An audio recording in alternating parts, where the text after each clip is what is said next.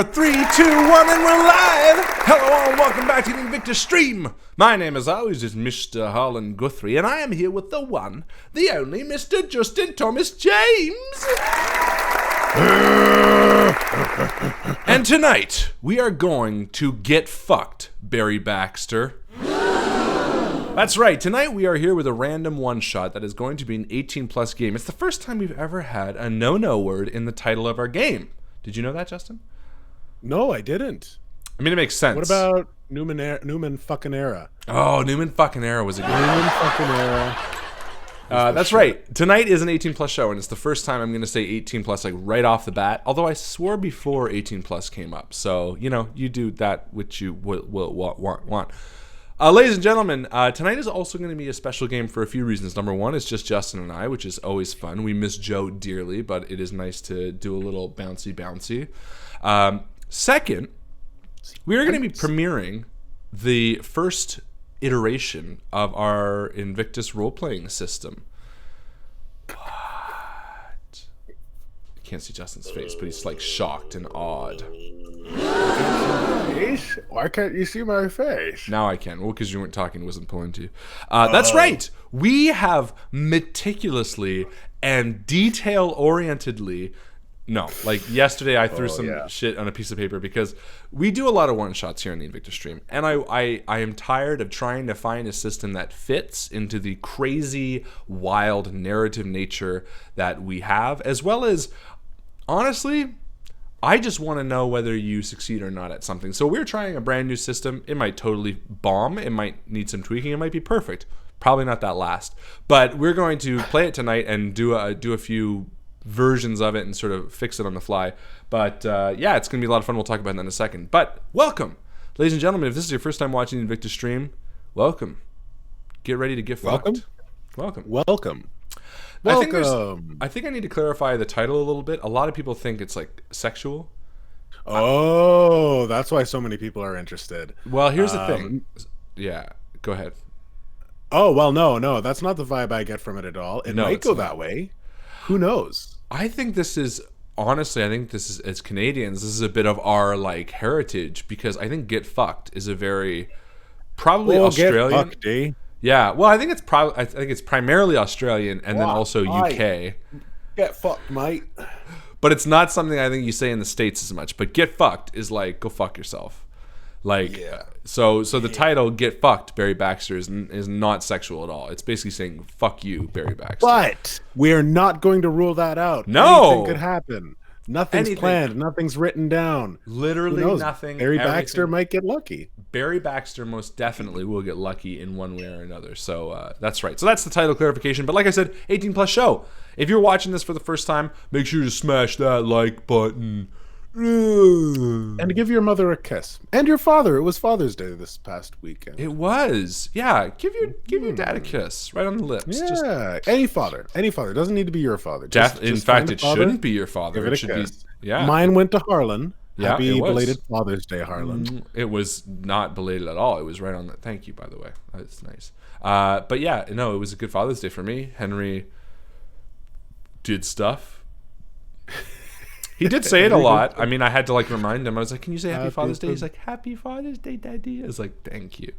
And then I ordered pizza, so that's a win. That is a win. Yeah. Joe and Henry gave me a really nice Father's Day card, which was really sweet. I mean, I presume Joe and Henry because it wouldn't make sense if Henry did it himself. What were you gonna say? Was it holographic? No, why? Was it a holographic like level 4 Moltres? No. No. I wish. No, it was a really sweet card. And I had a really good Father's Day, actually. It was definitely my best so far out of 2. Nice. But yeah, no, that was really nice. Father's Day this weekend. This weekend was also nothing else universally. No, there was a bunch of things. Oh, the Toronto Raptors won something.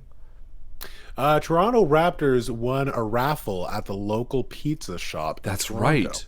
Super big pizzas. Very excited. They left. Kawhi Leonard left a business card in that little like fishbowl. Yeah, and it got selected, so they win a free pizza party. Good for them. By DeGino's Pizza.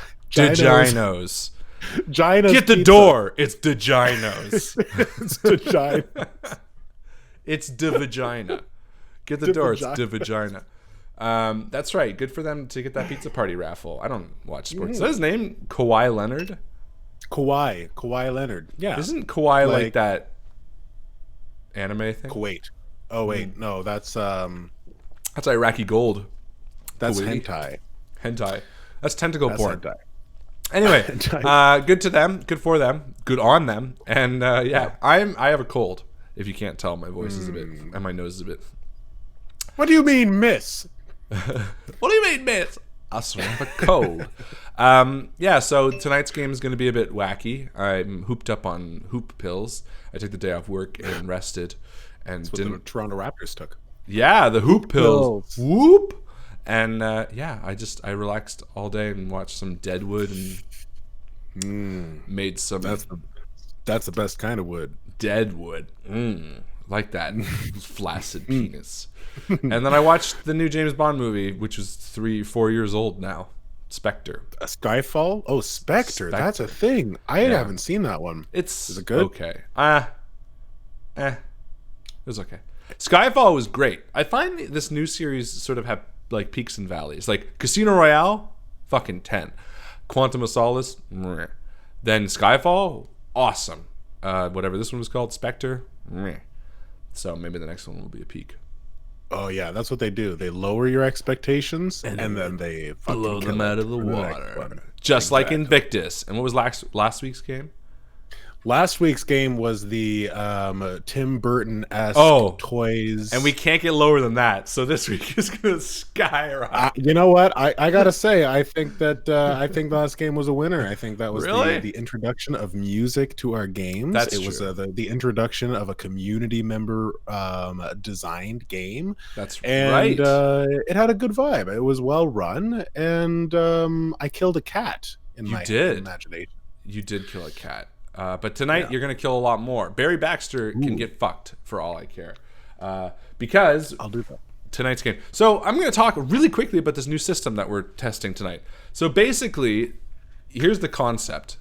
I just want to know whether something succeeds or passes. And what happens is most time while we're doing a one-shot like this, I just arbitrarily say, okay, roll a die. And in my mind, everything above 10 will succeed, everything below 10 won't. And then I want a little bit of things to kind of fudge it. But one of the things, and again, I want to talk, and I want to clarify that this system is for our one-shots. It's sort of to scratch an itch that we need to have scratched. And more often than not, when you really want something to happen, I think it should happen, regardless of die roll. That's why we have this system, or that's why we don't bother with systems most of the time. So what I did is I sort of jotted down a few ideas for a system that allows you to do something if you really want to, the same way that you would in our games. I mean, in our games, normally I'm like, hey, that sounds good. Yeah, you just do that. But this way, it sort of has a punishment mechanic. So in this game, you sort of have three main stats. You have your calling, which is basically like your class. And because I didn't want to do specific to class, I wanted something that was more broad. I'm thinking like Vampire Fish. Remember when you played a kid in Vampire Fish? Yes. Or like, I wanted you to be able to have something that wasn't a class, because he wouldn't be a fighter or a mage or whatever. So So all I did was I wrote like, pick your calling, and then from that, which category do you belong to? Is that physical, mental, or social? So your character in Vampire Fish, he was sort of a nerdy kid. Yeah. Well, I mean, I can use Barry Baxter as an example if we want to go through this now. Let's do that. So let's do Barry Baxter as an example. So number one is name your character. My character's name is Barry Baxter, and don't you forget it. But actually just Barry Baxter. Choose a calling, like Harlan was saying, and my calling is getting people to get their shit together and make something of themselves. Perfect. And what was that like a calling? Like how could you summarize that? Yeah, well, for that, no, that's perfect. The idea is I want the calling to be broad. You can put down professor, you could put down fighter, or you could put down something like that. The thing is, whatever your calling is, you're going to have to pick. Oh, I think this is backwards for them, but whatever. Okay. No matter what your calling is, you're going to circle whether it's a physical, mental, or social calling. So no matter what your broad term is, you're going to have a specific benefit to it. So what is, in those regards, what's yours? Well, mine's definitely social. Barry Baxter considers himself a very social person. Yeah. So there you go. Now, mechanically, do what he wants. That's perfect. Mechanically, your calling is something that you can aid fellow players with. So basically, that'll come up later, and we'll explain why. In this game, it's not going to matter as much, but it's a nice way to, further explain your character.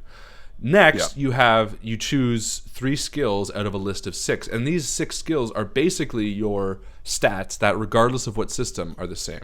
Whether it be D&D or End of the World, there are 6 stats that are pretty much the same in every role-playing game. They are dexterity, strength, constitution, perception, wisdom, whatever the fuck. Intelligence, whatever. Exactly. But what I wanted stats to also encompass the skills that you would have underneath them. So in D&D, you would have the core stats, dexterity, strength, constitution, and then underneath it, you'd have all the skills, perception, blah, blah, blah, blah, blah. But I wanted it to sort of just, because we want easy, I just want to know what your character is like good at in all of that. So what I did is I sort of distilled those down to 6 adjectives, I guess would be the way to call them. Is that right? Is that an adjective? I don't actually know. Yeah. So instead of strength and then the skills, which would be like, I don't know, dexterity, climbing, or climbing, or instead of like lock picking or whatever, I put fighting, doing, thinking, seeing, talking, and helping. Broad, really open ideas, and then from the 6, you pick 3 that you want to excel in as your character. So which 3 did Barry Baxter pick? So Barry Baxter is a doer. He's a doer, not a fighter. Perfect. So he's doing... mentally he's not particularly strong, so I didn't pick anything. But socially, I went for the whole store. Perfect. Yeah, talking and helping people get their asses in gear, which is helping. Excellent. So talking and helping. That's amazing. So out of the 6 skills, out of fighting, doing, thinking, seeing, talking, helping, you picked doing, talking, and helping. Yeah. Amazing. And then finally, because I like... So now we know that you are individually better at these 3 things than other people. This gives you a way of like customizing your character a little bit, obviously. And then you choose positive features. 3 positive features. A physical, a mental, and a social feature. What did you pick? And these are like specific things. They are specific. So physical, I picked, I smoke a pack a day, which means I've got lungs of steel, baby, which is endurance, if that makes sense. Yeah. Mentally, don't give me that shit. Barry Baxter does what he wants. It's willpower. Perfect. Social, you're still giving me shit. Let me tell you how things are going to go, okay? And that's persuasion. Perfect. So the idea is within these sort of like features is not so much the broad terms, like you wrote persuasion next to don't give me that shit. What was it? What did you write? Oh, for persuasion, you're still giving me shit. Let me tell you how things are going to go, okay? Perfect. So like this sounds like when Barry gets pushed. You know what I mean? So rather than the broad term persuasion, the idea of these positive features is should that specific scenario come up, if Barry is getting pushed to the point of breaking, that's when this feature will come in and allow you to work. So it's not a broad all persuasion benefit. It's a specific this thing happens benefit. The same way features are in End of the World, where it's like if you have a strong back, it's not every carrying, it's only when you have to carry something on your back that it benefits you. So the features are sort of specific ways to say this is what my character is like defined by. There's no way I'm gonna have to fuck this up. So those are your character. That's it. Flaws I'm not going to get into right now because that's something I kind of just added last minute. But these are the main things: your calling, your skills, and your features. How does it work? Well, the game is everything is a coin flip. It's a yes or no. It's a 50-50 shot. You want to do something that requires a skill, then you flip for it. Either you succeed or you don't. But you have ways that you can change that. Ultimately, anything that you have a skill in will allow you to flip again. Meaning, because Justin has doing, talking, or helping, if he's like, oh, I want to help this guy onto the boat, I'm going to say, okay, give a flip. If he fails, he can flip one more time because he has it as a skill. 2 flips. That's it. Both fail. He fails. He sucks. That's it. Full stop. Okay. So are you going to be flipping the coin, or am I flipping my coin? No, you can flip it. I don't care. You can flip it. Okay. Either you can flip or I can flip. But all right, so this is important. How do we flip? Should I do this? Yes. That kind of flip? We can't just do like the up and then open your hand. I think you can do whatever you want. Okay. You can cheat for all I care. Which goes to the second nature of this game. The skills and their subsequent like abilities are purposefully vague. Fighting, doing, thinking, seeing, talking, helping. The reason being is I want you to be able to convince the GM of what you're doing. For instance, talking and helping. Helping is a very broad term, right? Like, yeah. If you are helping someone to a boat, typically that would be like a strength roll, which would be doing. But if you're like, hold on, I'm helping him, can I use my help? The idea is GM gets final say, but if you're like, look, I'm helping him, I think this should be a help roll, then fair enough. That's okay. Like, I might be able to like, okay, fair enough, flip your helping. It's not meant to be a punishing system. It's meant to be just a way to incorporate the character you're doing into the game. Yeah. So again, mechanically what we were talking about is your calling, physical, mental, social. When you're playing with another player, whatever your calling ends up being, you can aid someone else with that calling. So Justin's was a social calling. If he was playing with someone else and they were doing a flip on something that wasn't combat oriented, he could give them a social aid with his thing basically once a day, and that would just allow him to flip another coin, or does it negate the flip altogether? That's once a day, once a game day, right? Yeah, exactly.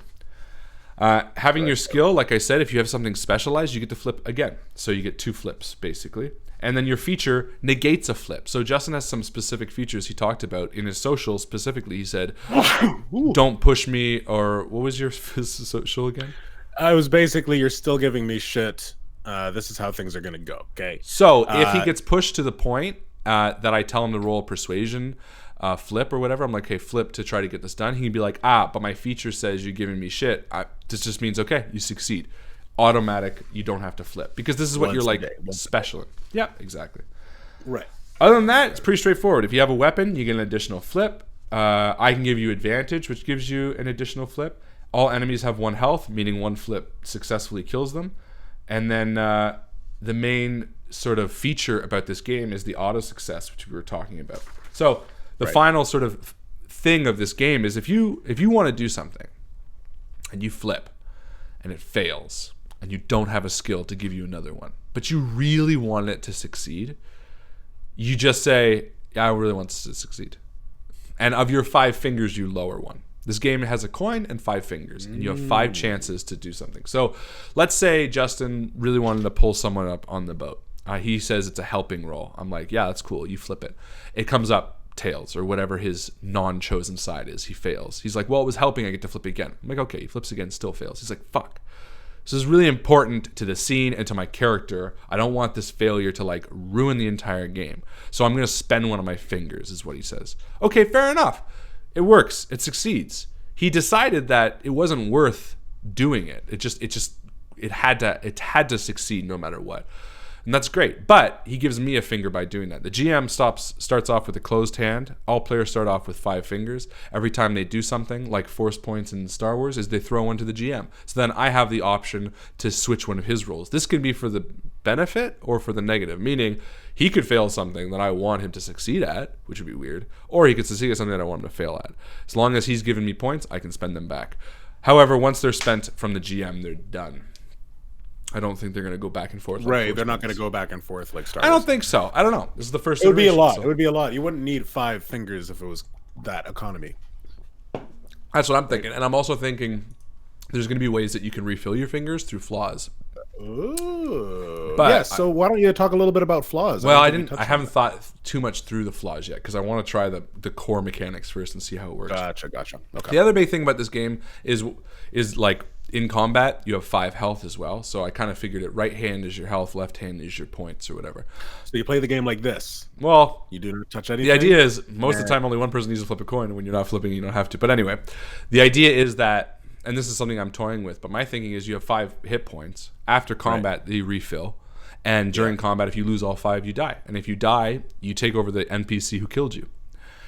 So, so the idea is you keep playing the game. Alternatively, there's an optional rule, whereas if we're trying to continue a one-story game, that you just get knocked out and you level up. But no matter what, whether you take over the character who killed you, or you get knocked out and come back, you level up in both cases. Because the higher you level, basically every one of your skills bumps up one. Something that you only flipped 1 coin on, you now flip 2 on. Something you flip 2 on, you now flip 3 on. So again, just makes you more strong. The idea is, and again, to reiterate, this is not meant to be for every system. This is meant to be for Invictus. We do one-shots. We want to tell a story. Most of the time, we want our characters to die, if at all, at the end of the story, at the end of a 3-hour point. We don't want to die mid-game because it just makes for a crappy one-shot. That's not the nature of the way Invictus works. We tell stories in 3-hour periods. That's really what we do. So, that's how this works. Does that make sense to everybody at home? Look at all these fingers. My God. Oh, you got fingers in the chat? Oh, wow. Yep. Anyway, so we'll see how it works.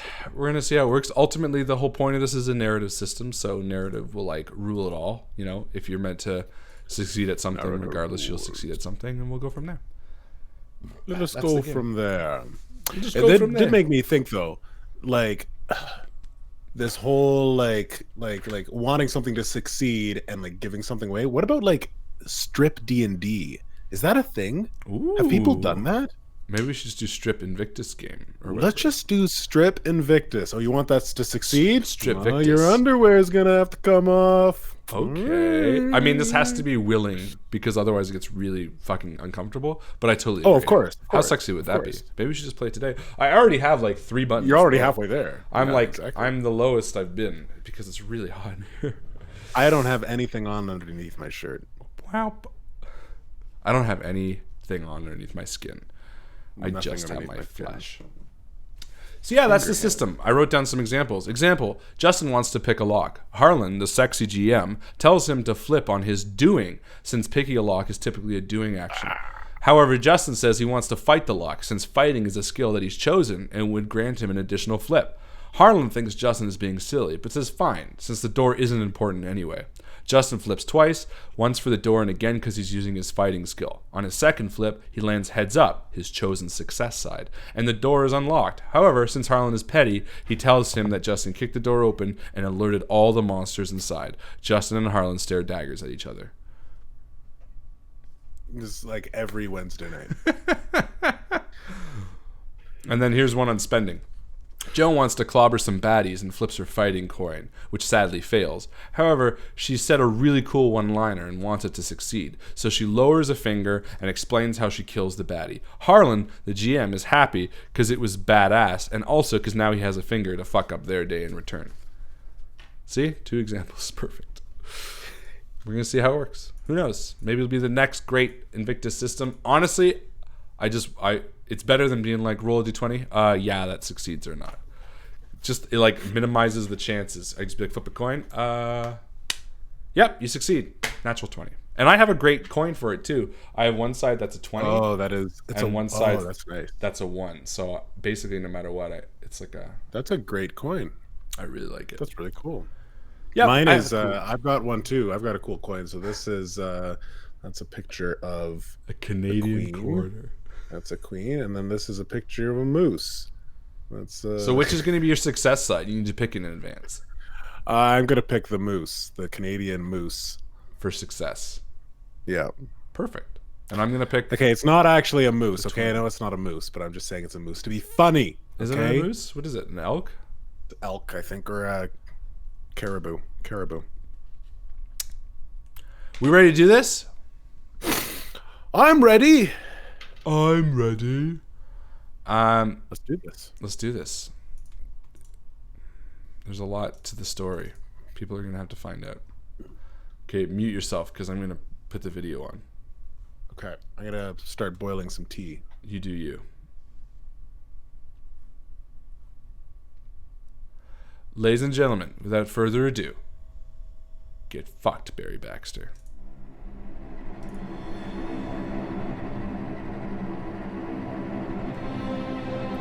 Get fucked! Well, Barry was a boy who wanted to be saved, so he bought himself a ticket when his wealthy sister caved. He loaded up his gear and he packed up all his stuff, and he traveled to a city where the midnight sea was rough. Barry's mouth got him in trouble with a rather naughty crew. They tried to hold him ransom, but the money ain't come through. When a gaggle of them fellers got into a mighty scrape, so Barry took a chance and decided to escape.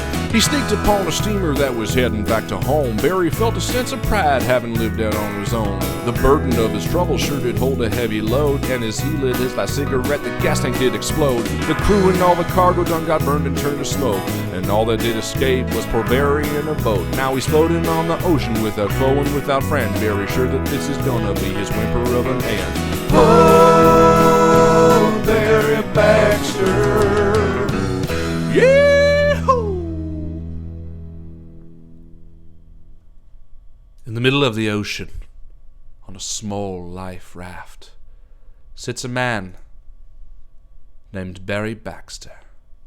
He sits across from a volleyball, pierced at one end by a stick. The stick sits on the far end of the raft.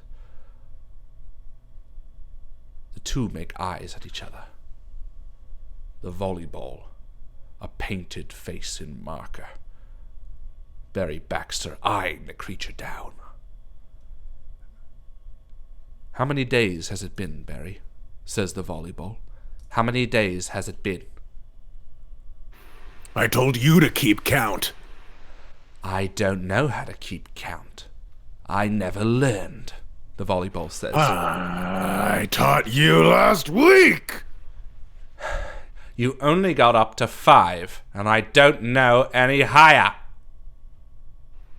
You worthless piece of skin.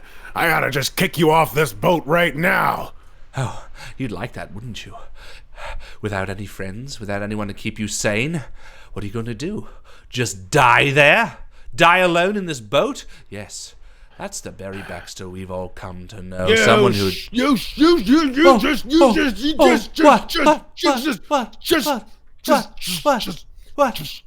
shut your skin flap. All right?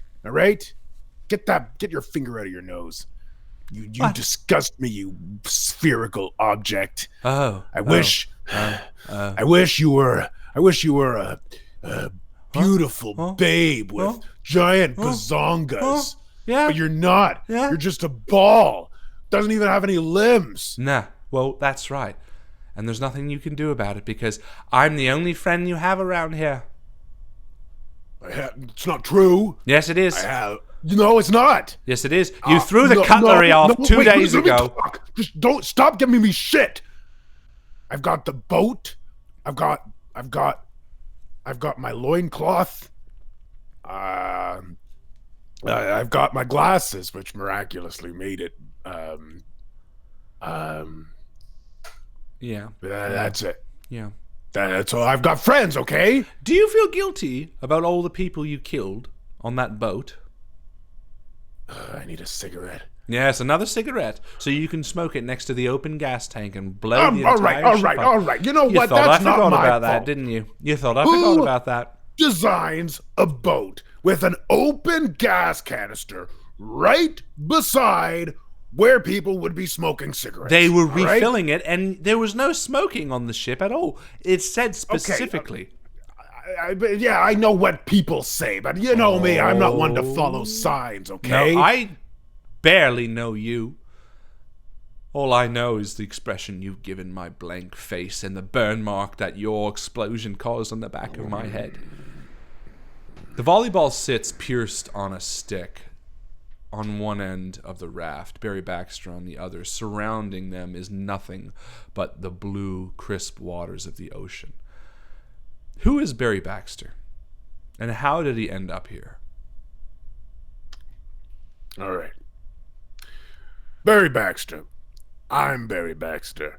I'm a big shot investment banker, see? Or at least I was until the people I was working for, high up, Fortune 500 company, they're a bunch of asshats. So I ended up quitting after they fired me. And so I moved on. I became a manager at at the #1 McDonald's restaurant in the country, and that McDonald's was doing fantastic, but God, the customers they drove me out of there after I got fired. So after that, I was a lounge pianist, but I didn't do that for very long because I don't know how to play piano. And then after that, I got on a boat. People say I've got a great personality. People love my sense of humor. They say that I'm a straight shooter. I say it as it is. I talk it as it is, or whatever the fucking saying is. And they like me because I point out, things that are wrong with them, like whether or not they got a fat face, or they got shit on their face, or they got a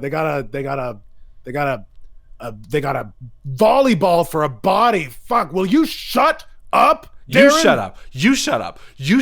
You're the one who brought me into existence. No, you shut up. I'm trying to tell them about myself here. Who tell who? There's no one around. And in fact, there's not even me, Barry. You've gone crazy. How many days have you been out here?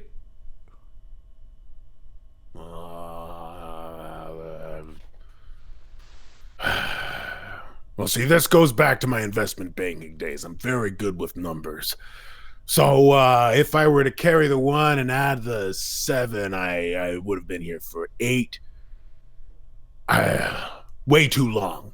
8 days. It's been 14 days, Barry. I thought you didn't know how to count. I am a figment of your imagination. Of course I know how to count because you know how to count. Hey, you don't get to decide what's a figment of my imagination, or no, is it, don't I? No, well, maybe you don't. As a figment of your imagination, I'm the only one capable to pick up a figment of your imagination. I'm flipping for this. I'm gonna make him get his shit straight. And if I succeed, he's not a figment of my imagination, or at least I convince him that he's not. Okay. All right. And Caribou is my side, right? Fuck. I am a figment of your imagination, and you've eaten the soles of both of your shoes. You ate all the beef jerky, you drank all the water, and you have nothing left. Okay, well, the soles of my shoes were made of hemp, okay? So it was a good source of nutrients, all right? I'm not saying it wasn't a good source of nutrients. I'm saying there's nothing left, Barry. There's nothing wrong with eating shoes. And I've got saying my you're going to nail die. that I can eat still. I'm rationing this pinky nail. And you know what? Just to spite you, since you are just a figment of my imagination, I'm just going to bite it off right now. I'm just going to bite it off. Ooh.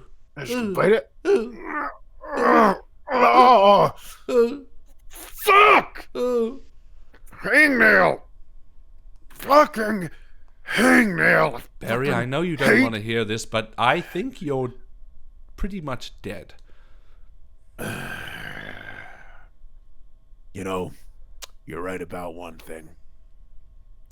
I didn't want to fucking hear that, Darren. Sometimes you have to hear. I didn't want to hear that. Nobody wants to hear that sorry. they're dead, pretty much dead. God. Well, there is the other option. Darren's lifeless, marker drawn on eyes seemingly move towards the book under one of the seats on the life raft.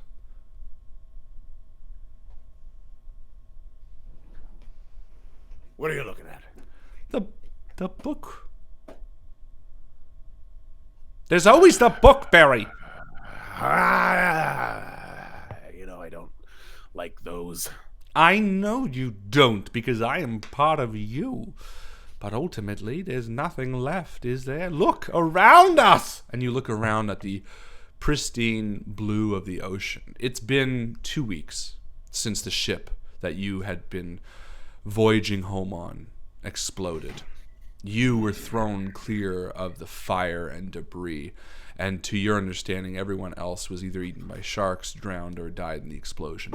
You happened out on this large wooden life raft with some supplies, water, and a volleyball, which you have named Darren after finding a Sharpie and drawing on angry eyebrows. For 14 days you floated around in this ocean hoping to find some semblance of life, and yet there is nothing. Maybe a plane will come by. Maybe, Coast Guard or friendly dolphins. You've been hoping that for 2 weeks, Daddy. I saw a dolphin, okay? I thought it would help me. Instead, it ate our last rations.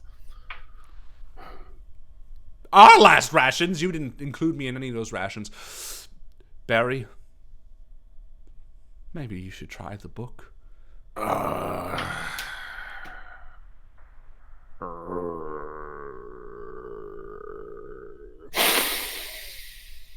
right, pass me the book. How? Just do it, all right? I didn't say how. You figure out a way. God, I gotta flip to make him get his shit together and pass me the goddamn book. Okay. Caribou? Fucking fuck! I don't have the ability to, Barry. I'm a goddamn volleyball! All right, well, you could have said that. Well, actually, you did say that. All right, fine. I'm gonna pick up this book. What the hell is this, anyway? The book is one of the only surviving things you happened upon in the explosion. It's an odd leather-bound tome with a list of deities in it. Pages and pages upon Christian mythology, Greek mythology, all matter of deities, gods, demigods of all different types fill every single page. Each page ways to pray to them, things that they like, dislike. It's an unnamed book. It doesn't look like it has an ISBN number or anything like that. It's something that someone was carrying with them. And as you leaf through it, you see familiar names, unfamiliar names, and odd drawings of a variety of different gods. You don't think there's an audiobook version of this, do you? No! Audiobooks are... They're the way of the future, all right? I know what you're going to say. You're going to say that only old people listen to them and that fucking losers... Oh, I know, well, I mean... All I was going to say is that audiobooks are the wave of the future. Well, then in that case, I agree with you for once. But even if there was an audiobook of this book of deities, is that even the right word? Who even came up with that fucking word? Deities? Is it deities? Deities? Fuck, make up your mind, language. Barry, you need to get control of your temper. I don't have a temper. Yes, you do. Don't you remember the spork? And he looks down, and there's a broken spork with a markered face on it lying at the bottom. Sporky was here for 10 days. 10 days before you broke him. I don't want to go the way of Sporky. Sporky's attitude. Sporky, can you hear me? Yes, I can hear you. Okay, just quiet. Sporky, I don't want to hear another peep out of you. All Leave right? him alone. Leave him alone. Oh, you want to lose another prong, Sporky? He won't say anything, I swear. Barry, you've created all these people because you are uncomfortable with being here alone. All right, I'm going to read this book. Shut up your face. God. Fuck. Just make a guy read when he doesn't want to. That's downright mean. All right. What do you want me to do? All right, there's a god of deodorant. What do you want me to pray to the god of deodorant? Barry, I'm just saying. Who wrote this book? I listen. We are out of options. And maybe for once in your life, if you put yourself beneath some higher power, perhaps, just perhaps, you could work on trying to pray a way out of this. Have you ever prayed in your life, Barry? I have, yeah. Just 30 seconds ago, I prayed. I thought to myself, sweet Jesus, When will Darren shut the hell up? Oh, you quiet, Barry. I'm just trying to be your moral guide. Obviously, you feel this way too, since I'm the one that's speaking on behalf of your inner conscience. I've told you many times I don't have one of those. Right. Fine. I guess if it's so important to you, Darren, I'll pray to one of these gods. All right, I think I got one here. Okay, all right. Sterculius, god of feces. I pray to you to get me the hell home. All right? Was that good enough for you, Darren? It's not for me, you meanie. What you think that me saying some words is actually going to have a god, one of these gods, reach their hand down, pick up this raft, move us to the mainland, and then you and I can go our separate ways. I can marry a top 10 model, and you can go win a world championship. I don't know, but I want to try.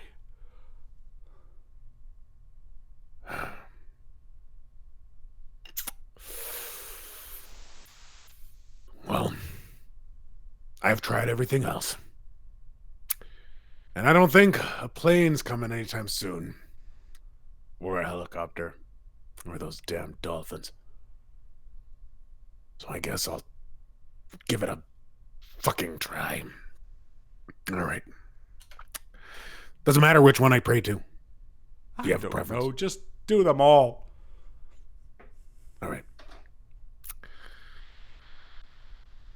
Oh, Calypso. Calypso is the god of, what is Calypso the god of? Well, I'm just going to look through. I'm just going to leaf through. I don't want to be praying to a god that doesn't have my best interest at heart, you know? Oh, god of death, please help me. I mean, how's that going to be interpreted by death? I don't know, right? But if he answers, maybe it's a good idea. Well, you know what? I'm looking up Calypso. God. Okay. All right. What do we got here? Okay, so we got Calypso. Okay. Greek gods. Okay, that's good. Nymph who lived on an island where she detained Odysseus. I don't even fucking know what that means. For 7 years. She doesn't sound very useful. What's she a god of? She's a god of what? Islands? Nymphs? All right. Well, or maybe just Greek people. All right, here we go. Okay. Oh, Calypso. And you'll be happy to know that I took drama class in grade 10 because there was a cute girl I had a crush on. And I got a B in that course, which is the best mark I got. So I'm a pretty damn good actor. Oh, Calypso. I am lost and weary and have happened upon no land for 8 days. 14. And my companion, Darren, is annoying the hell out of me, or the underworld out of me for you. And I want to get home, so, oh, Calypso, can you stir your magic Greek salad and get me home? Please. The ocean is still and quiet as your words echo out over the small area surrounding the boat. Darren nervously looks around with his marker eyes. I don't think it worked. All right, I'll just try another one. Okay, here's one. This is later on in the book, maybe a bit more current. Flying spaghetti monster. You are a great god.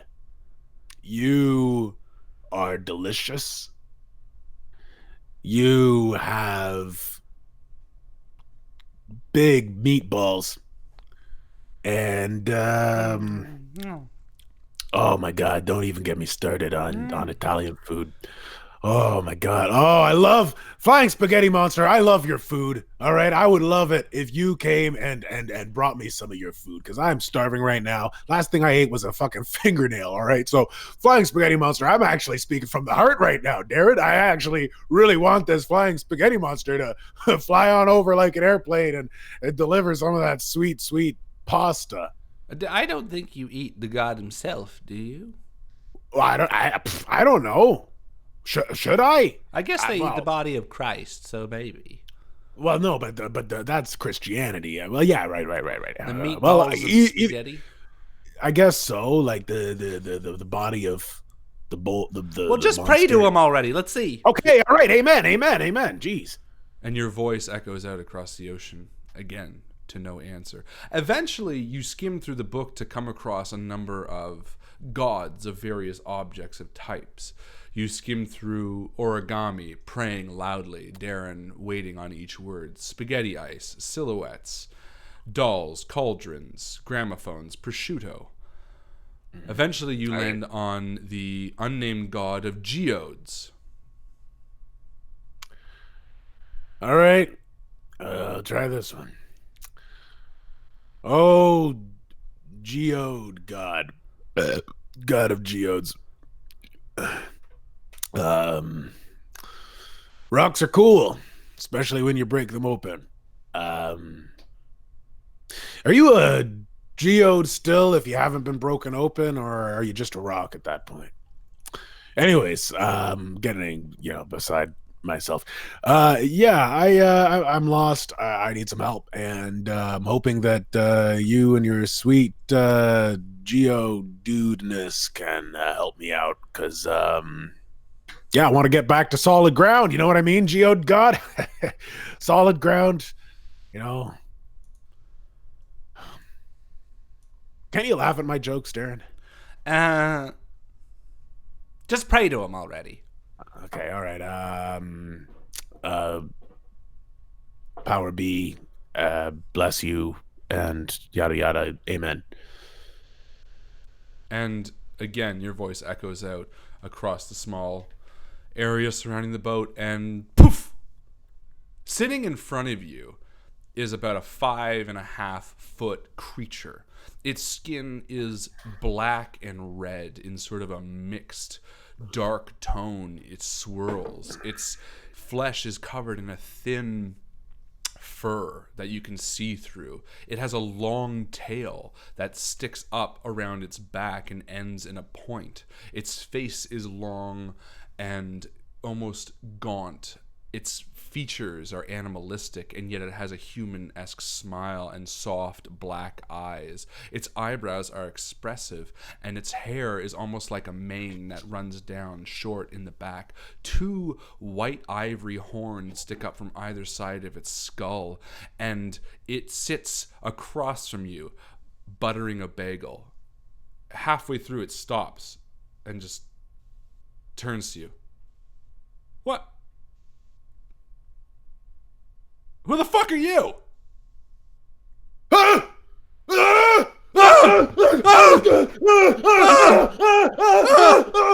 it go away, Darren! Make it go away!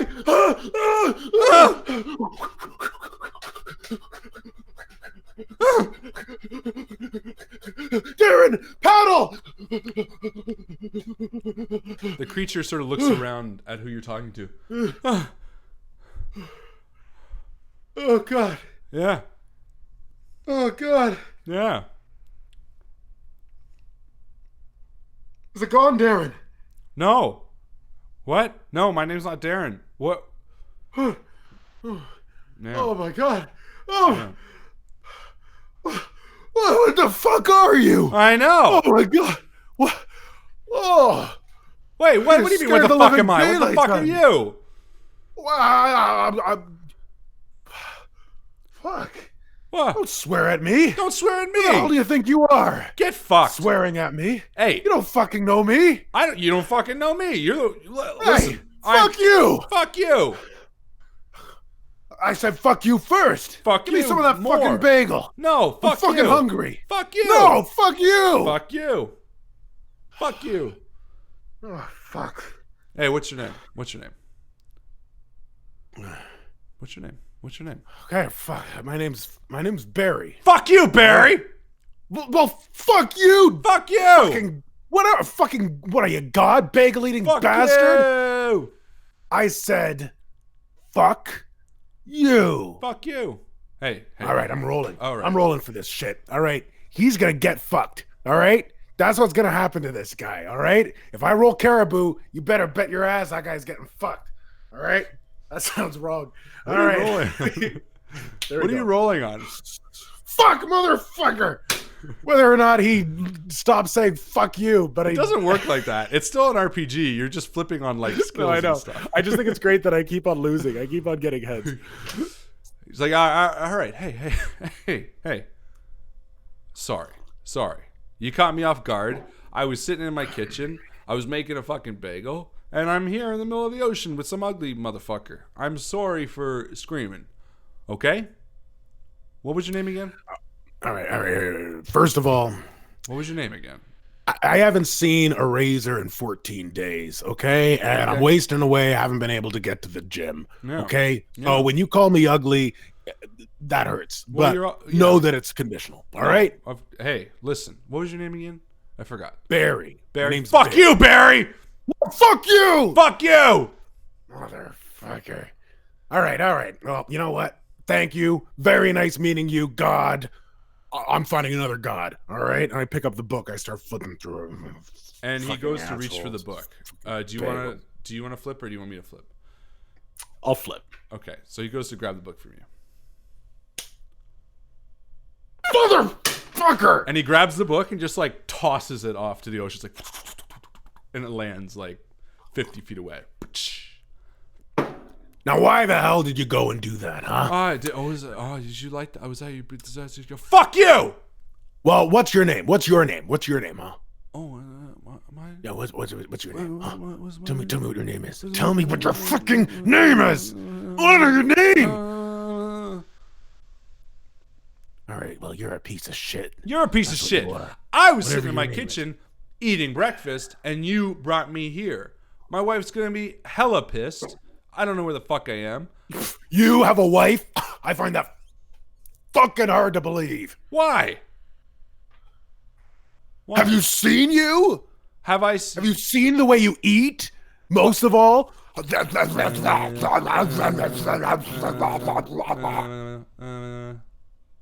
fucking stop that and your two-pronged tongue. Okay, fine. Disgusting. I'm not married. That was a bluff. I knew it. Why'd you call me here? Who calls None the of your god business. of geos? None of your fucking business. Listen. Let me just finish this bagel and like finishes the last bites of bagel. What do you want? Oh, what do you want? What do I want? You called me. Okay? What do you want? I wanted a piece of that goddamn bagel, but you just fucking ate it in front of me. Well, you know what? You were rude. Maybe you should have asked before you were rude. Yeah. I showed up and you screamed. That hurts my feelings, you know. Nobody's ever called me rude before. You know, I'm not fucking rude. You've just got high standards. 7,000 years. I go about my business. No one fucking calls the god of geodes. I mean, that one dude did once in 884, but he actually didn't summon me. He was just talking. He wanted some good luck. He was some blacksmith or something. And then 7,000 years, and then you, a guy named Barry, calls on me in the middle of nothing. I don't see any rocks around here. I don't see any geodes. So what's up? That was a really great story. Very, very good. First of all, fuck you. Second of all, Fuck you. I may need to. Darren, we don't fucking need this guy. We can fucking. Who's figure it out. Darren, by the way? There's no one else here. Are you crazy? Yeah, you're crazy. I need to get back to land. All right, this isn't my home. I don't normally live on the ocean on a fucking raft. Okay, I need to get home. All right, I need to get back to land. You know where that is? You're made of land. Shut up. All right. You shut up. You shut up. I'm not a fighting man, but I could take you. If I had sleeves, I'd be rolling them up right now. Yeah, I'm sure you would. Look, fine. So you called me because you thought I could, help you? I wouldn't put it like that. I don't need help. I just need someone to be nice enough to act in a way that benefits me. And that way would be guiding me to land, but not helping. No, I don't need help. You know, I don't like you, but I think we can help each other. Now that I have my breakfast, feeling a little bit better, you stop yelling at me. You know, it bothers me that you summoned me 7,000 years without needing to be called to Earth. First guy who does it is a bit of a prick, but you know what? Let's take a negative, let's turn it into a positive. Okay? Fuck you. Let's take something that's bad, and let's bring something good up about it. What do you think, Barry? Holy fuck! Did you go to Toastmasters or something? That had my blood. That had my blood boiling. Wow. Look, you want help or not, Barry?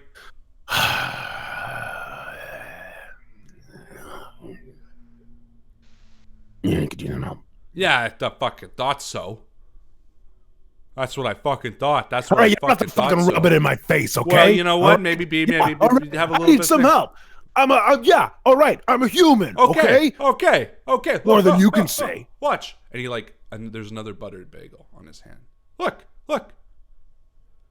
Huh? What? It's another bagel.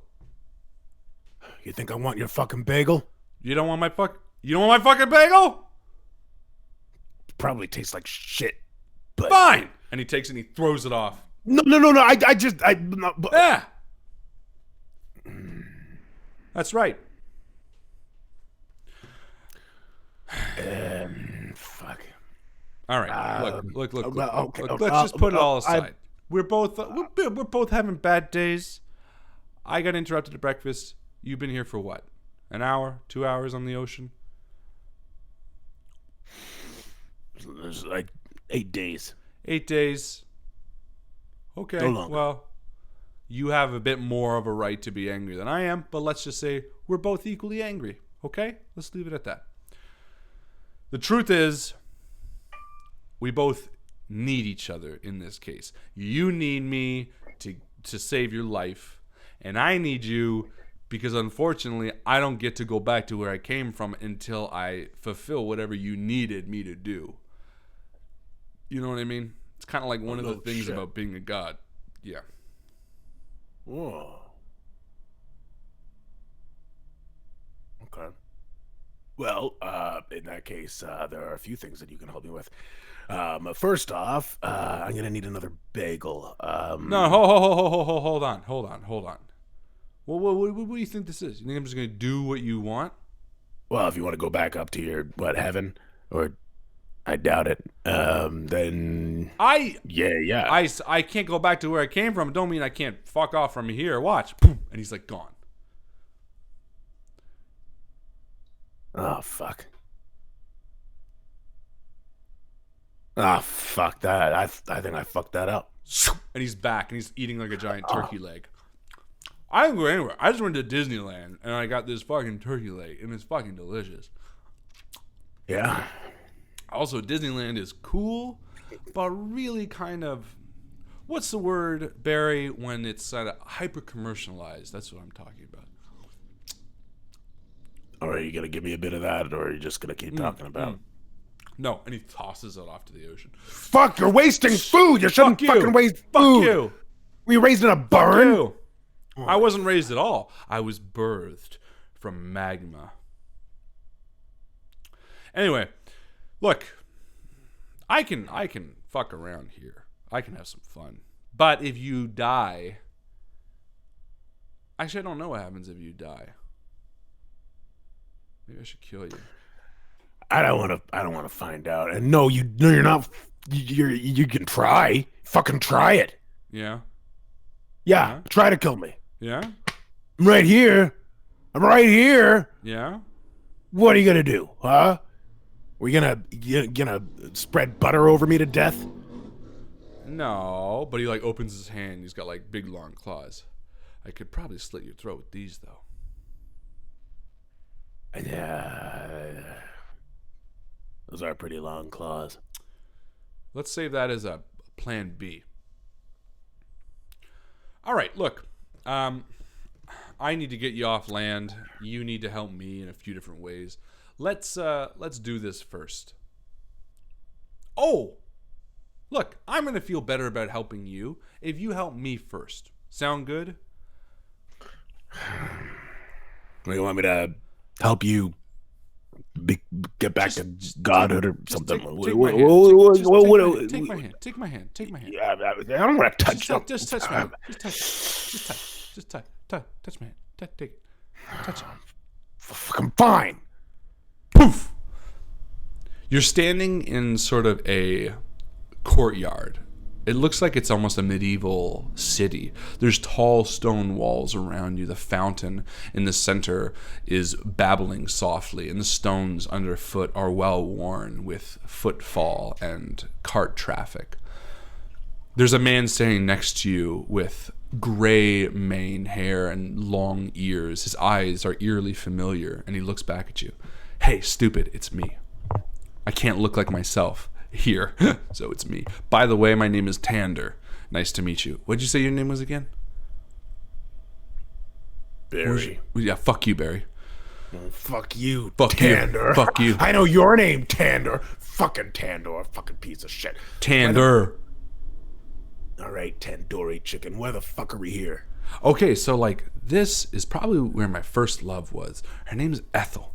She works the flower shop. She's got about 16 different varieties, though. I need you to find out what her favorite flower is, okay? And then tell me. You fucking kidding me? No, I'm not fucking kidding. I can be romantic. Can I be romantic? Shut up. She's coming. This woman walks by with beautiful blonde hair. Her skin is sort of an olive color, and she walks into the market. For the first time, you see the other stalls occupied. They're all wearing older garb. The sun sits high in the sky, and there's a smell of salt on the wind, as if this town is in yesteryear. The sound of horses and carriages being pulled, the creak of a wooden wheel in the distance. And if you look down, you realize that you're also wearing sort of older garb. It seems like you're in a different time, as this woman sort of brushes past and gives a faint smile to the two of you, and then heads to a stall filled with lush flowers. Oh, fuck. Did you see that? That's your squeeze, eh? That's my squeeze. She looked right at me, too. Well, that's pretty spectacular, Tander. Yeah. And I just want to say that I don't know what Amish town you brought me to, but it's not Amish town. I gotta thank you for bringing me back to land. Fuck, you just helped me out a big You're not deal back here. at land. This is I don't need to do shit for you, you fucking Listen here, piece of moron. shit, Tander. This is well, I'm walking 1342. away. I'm not even listening, and I just start walking down the road. Ah, fucking idiot. And he walks up next to you. He's like, listen, it's 1342. You're in the medieval ages, you prick. Watch. And he brings you up a set of stone steps, and you look out over the countryside, and you can see that it's just like greenery and lone tracks leading towards the ocean in the distance. Yeah. Fucking Amish.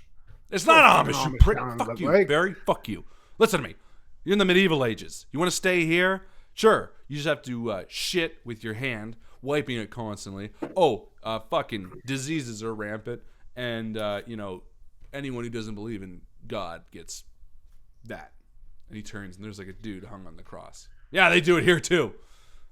Oh, fuck. Yeah. Now listen. just go talk to Ethel. Find out what her favorite flower is. Come back and tell me. And then we'll call, like, you know, I'll feel a little bit better. This is blackmail, you know that? What? That's racist. You are coercing me to do what you want, which is not good business tactics. We have plan B. And he opens his hand, and despite it being like human flesh, you can see the long nails of his hand. There, fucking blackmail. You're giving me an ultimatum that if I don't fucking do what you want, you're gonna fucking kill me. You know what, Barry? You're a prick.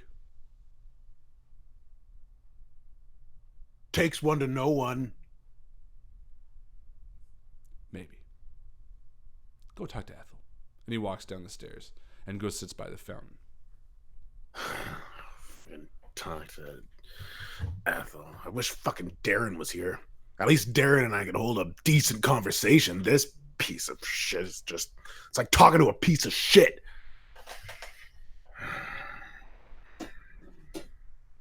All right. Well, I'm pretty sure from the crucifix that I think is still very, very much later that they did that. That I am actually in the medieval ages somehow. I was just fucking to a talking god. Fuck, I think I am losing my mind. I was just talking to a fucking god, so maybe it could be possible that I could be in a different time. All right. Let's go find Ethel. You walk down the stone steps to the courtyard again. You see Tander sitting on the edge of the fountain, sort of nervously looking towards you and then eyeing Ethel. And as you approach Ethel's stand, you see this beautiful young woman, flowers all over. Why, hello there, fair gentleman. How can I help you this fine morning? Hey there. I'm sorry. I'm at a loss for words. Your beauty is just outstanding. Why, you are a wordsmith. Well, I've been called worse. Listen, you seem to be a maiden who appreciates flowers, right? One could say that by thine stall in front of thine eyes, filled with thine flowers. Yeah, I saw you there. Beautiful stall, beautiful flowers, beautiful flower person. Listen, which one's your favorite? If you could sell only one flower for the rest of your life, what would that flower be?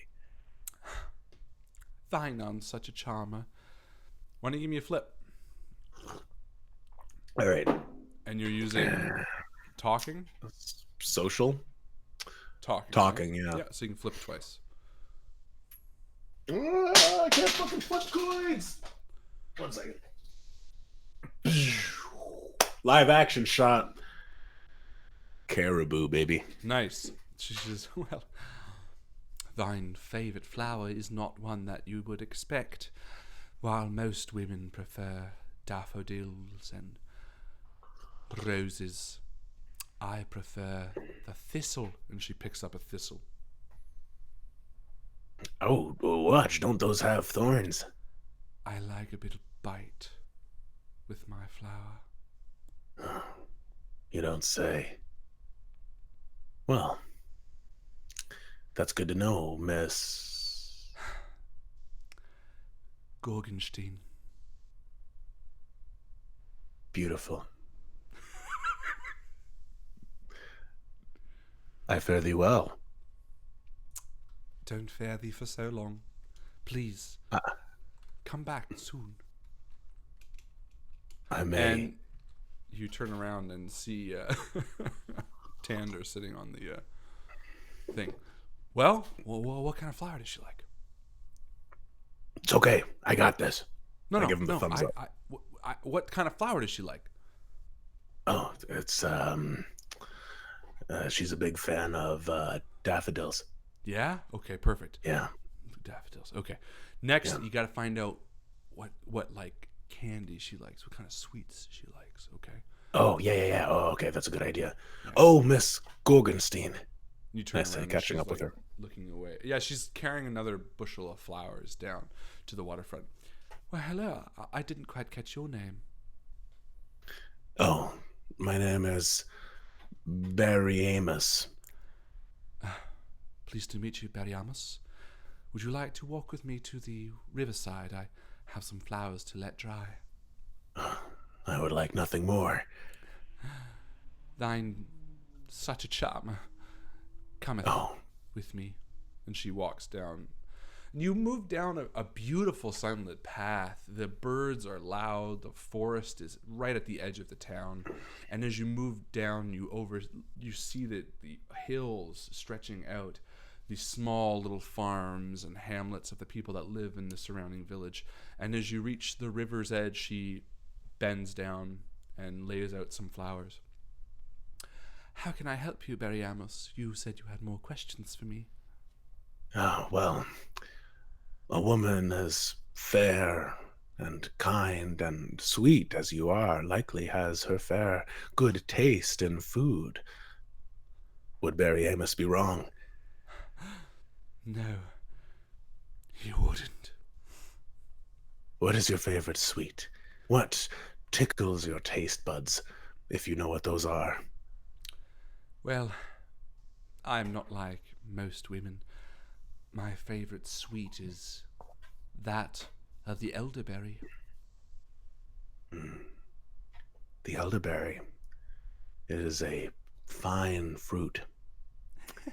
Do you know where it grows in this here town? I am but a visitor. I suppose one could show you. Why don't you meet me in the town square in 1th houreth, and I will show you how the elderberry goes. I would love to see you showing me the elderberries. I will show you my elderberries. I would love to see thine elderberries. And she bends down and scoops up the flowers and prances off away from you. This is going well, I say as I wipe my hands and walk back up to Tander sits at the fountain again. He says, "Okay, sweets." Chocolates. She Nice. loves chocolates. Yeah. And he's holding daffodils. Yeah. Dude, you're doing great. Okay, we only have to find out one more thing. Find out what scares her. Okay. Okay? You find out what scares her, and we are golden. Then I can, date her and marry her because she's the love of my life or whatever. Do you know where she went? She kind of pranced by here. I do. I'm gonna be tracking her down in a little while. I think she said something about the chapel. So Cool. You might have checked there though. Yeah, I'll go check there. But I'll find out. I'll find out for you what she's afraid of though. You sure. don't want to put your hand on the table too early, right? Bro, You know. totally. Hey. Yeah. You know what? Hey. I misjudged you. Okay? I misjudged Yeah. you. You know what? Yeah, Hey, you did. check this out. Yeah. What? Bagel for you. Bagel. What? Bagel Oh my God! Are you serious? for you. I'm so hungry. I know. Wow. I know. Wow. Thank you so much. Oh my God. See what's on it? See what's on it? Look. What is it? Cream cheese. What is that? Cream cheese. You put cream cheese on my Put bagel. cream cheese on your bagel. Thank you. For Oh you. my God. Hey. You're so kind. Hey. Give me that nose. Boo. Hey. Wow. Well, Just put your nose. you didn't have to. You didn't have to do that. I did. You know why? No. 'Cause we're Why? getting close. Because we're getting closer. We're getting closer to you. Getting closer to being you buddies. dating your squeeze. You and me. Yeah. Oh, that too. Yeah. This is going very well. It's going really well. Anyways, you go to the chapel. Yeah. I'll eat this bagel and I'm gonna go to the chapel for my Yeah. my love, Ethel. Yeah. Okay. Yeah. Talk to you soon. Kiss? All right. No? Too soon? No? No, not too soon. No, save it for After? Yeah. Yeah. After you and me? Yeah. What? Okay. Boop. Okay, bye. And he skips up the steps. And, you wait around for a little bit, and Ethel walks back in the square. She's wearing sort of an evening gown. And looks I meet her. I meet her in the elderberry patch, right? No, she meets you in the square to bring you to the elderberry gotcha. patch. And she's wearing a much sexier little dress, and she's like, Oh, well, Barry Amos, I couldn't stop thinking about you. My heart is beating fast, and my pussy is damp with waiting on you. oh, I'm sorry. Well, lead me away from these people, please, and let us find the elderberry patch. Okay, Lead me to your patch. I will show you my square of land. Where my berries sit. Come. Come. Come. I will come. I will come with you. Come. I'm And coming. I'm she coming right now. leads you by the hand down the steps. The sort of sun is beginning to set. You move off into the woods, and after a short giggly walk, she exits to a large opening and points. The elderberries sit here, in this tree. Come, help me pick them. She walks over and kneels. Starts picking them. I will do this. And I kneel next to her and I start picking them as well. And I say, are they quite ripe yet? Could you taste one? And she like takes your fingers in her mouth. I say, It is a taste. just like in and out. And then she like Yeah, licks the there you berry and then eats it. All right. Yep. They are tart, but I hope you like things tart. And she You goes must back tell to me baking. one more thing. Oh, yes. I say as we're getting closer. And there's still there's like a line of saliva coming from my fingers to her lips. Yeah. What is it that you fear most that I can protect you from? Oh, but really. Give me a flip. All right. This is talking, baby. Mm-hmm. Heads.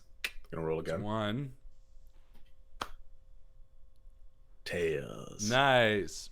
Perfect. She sort of coyly looks away and says, I've always had a fear. It is a silly fear. But I've always had a fear of rats. Rats nibbling at my skin. When I was young, I had to sleep in the barn before we moved to this beautiful town. And there were rats, and they would move beneath me when I slept. I always feared so deeply that one would nibble at me. But now I understand that it is a childish fear. For even rats aren't that brave. Can I share with you something else, Barry Amos? Yes. Ethel. Anything.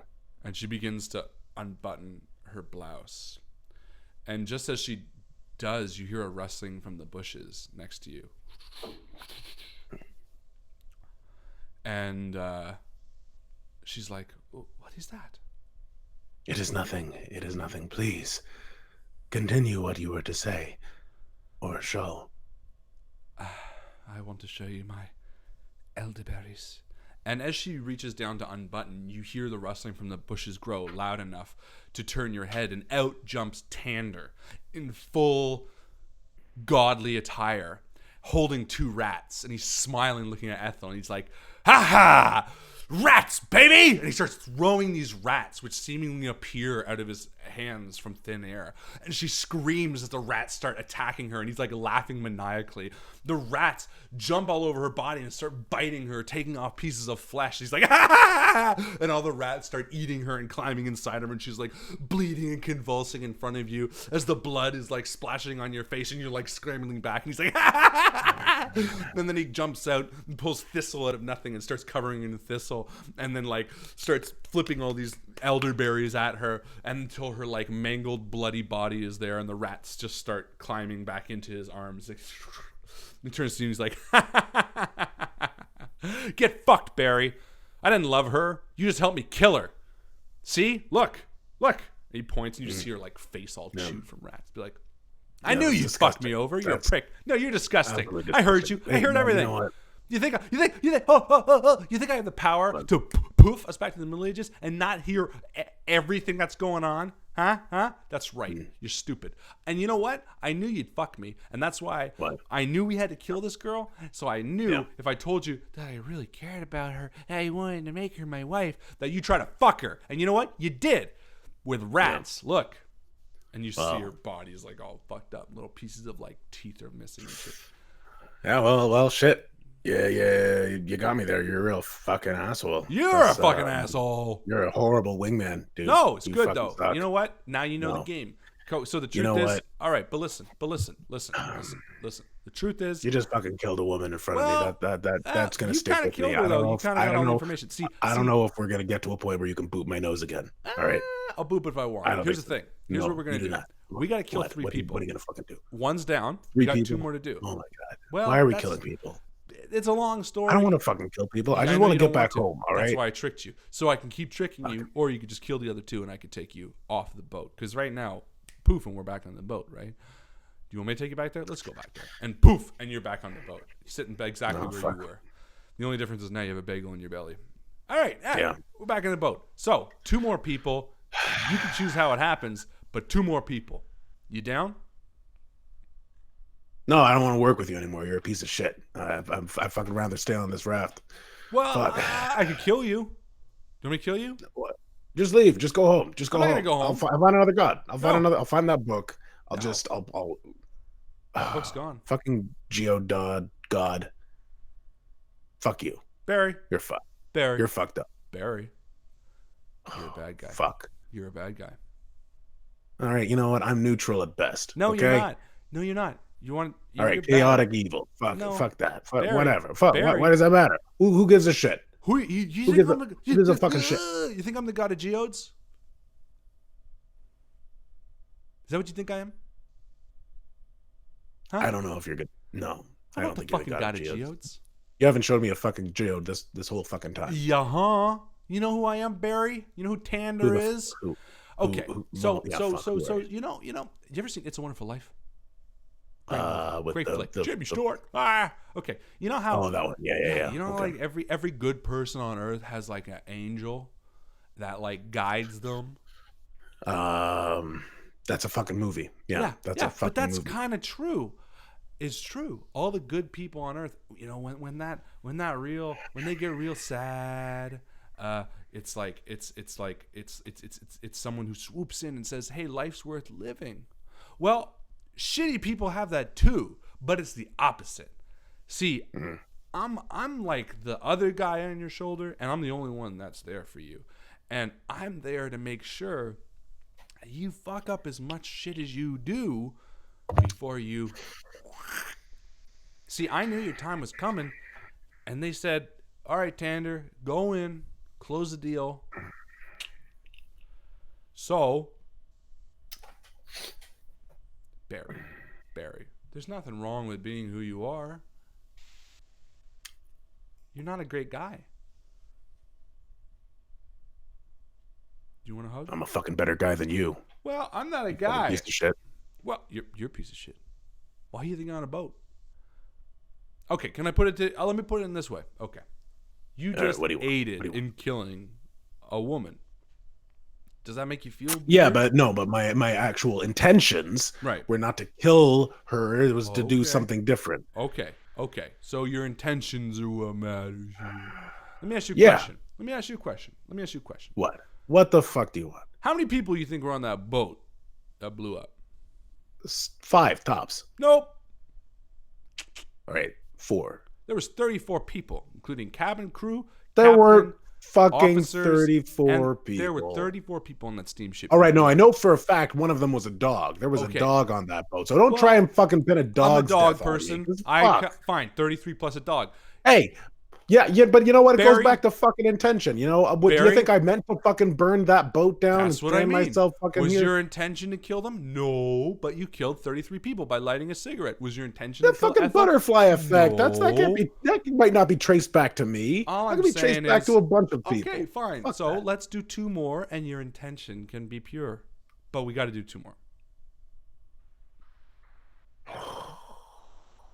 Okay, who are we fucking killing? Okay, because I gotta admit, Ethel was pretty cool. I fucking liked Ethel. Yeah. I thought she was hot. I thought she had a lot of things going for her. Yeah. She had a flower shop. She's an entrepreneur. Yeah. Okay. So I think that she was pretty nice. I think that there were other people that we fucking could have killed. Well, instead, yeah. I mean, so do I get like a say at all? Because I could list like 10 people on my hands right now who I would fucking love to stick in the dirt. 10 feet under. That's what I'm telling. Ethel, what do you want? Ethel. 10 feet under. She was fucking psychopath. You know what she did? She used to be a nun, and what she would do is she would take the kids and she would drown them. Little kids. You're telling me she fucking drowned kids? She drowned kids. She was a baby. Okay, you know what? Why should I believe a fucking word you say?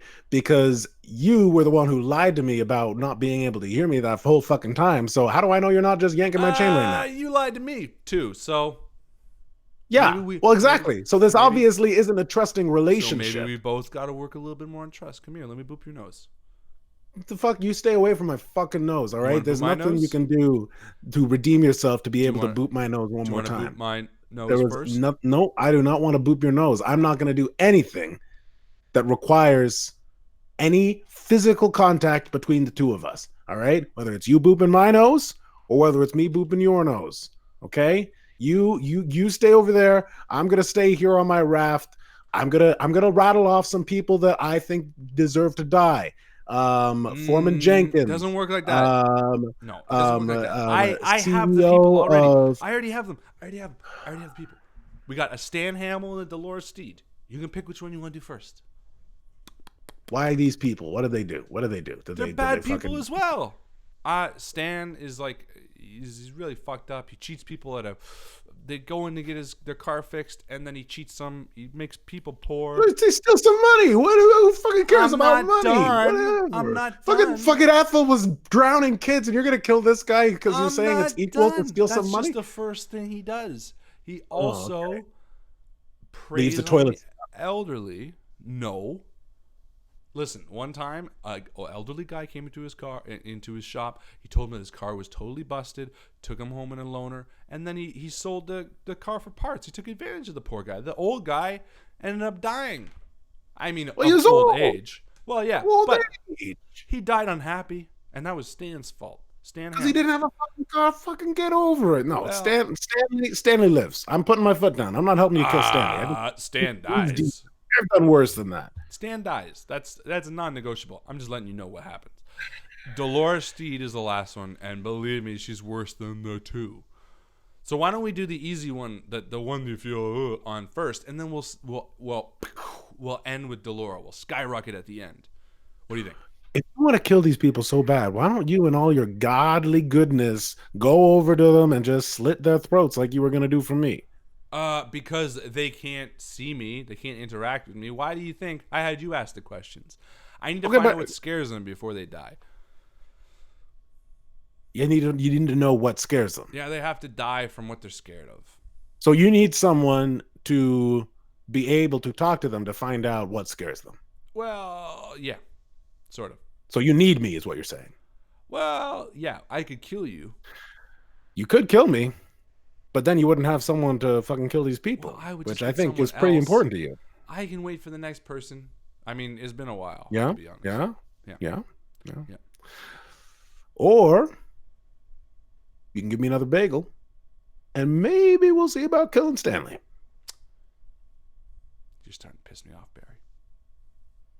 Well, you pissed me off first. You pissed me off first. You summoned me. Well, you were a fucking asshole, and you scared the shit out of me. So, fuck you. Fuck you. Fine. And he summons another bagel. But you listen to me, Barry. We're going to kill those two other people, whether you like it or not. I've got my bagel, so I'm good with that. Get fucked, Barry Baxter. And we're going to stop there for the mid-game post. Ladies and gentlemen, there's a time where we stop the action and we jump to you in the Facebook Discord chat and we say, hey, how y'all doing? Hey there. My name's Jeb, and this is Asmodeus. Asmodeus? Yeah, god of the underworld. Well, god of the river Styx or something. I don't know who he fucking is, but he's some sort of devil. Since the theme today is devils, I think the flip mechanic is working well so far. So far, the only issue is that after a glass of wine, I can't really flip coins too well. I blame the wine, but really, it's more just my poor dexterity and lankiness. You need a big flat coin, big flat boy. Oh yeah, novelty sized like discus. Yep, discus. I need to flip a discus because I got big thumbs. All right, I got big old. I mean, you can just let it fall. I mean, that's what you do with a die. You know. That is true. How's everybody doing? Zia's slightly drunk. Zia! Let's get wasted. White girl, wasted. Jessica's eating Kawartha Dairy, which is great ice cream. Oh, nice. Canadian. All right, you are Canadian. Alexa is doing it. This is great. That's really good. Wow, that's very realistic. I can't remember. I remember that shot, actually. I do remember that. That was... That's from the zombie shoot. Yes, it was. I was joking about the Photoshop aspect. Be like, oh yeah, I remember being in a life preserver and having a disembodied head of Harlan and in my Moors clothing. That's fun. Is everyone having fun so far?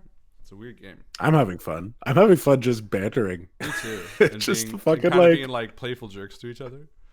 Yeah, fuck yeah. You. Fuck you. I like to. I really like that he like he tricked me like at the I thought I was gonna get him to say fuck you, Barry, like for the like trying to sleep with her. Yeah.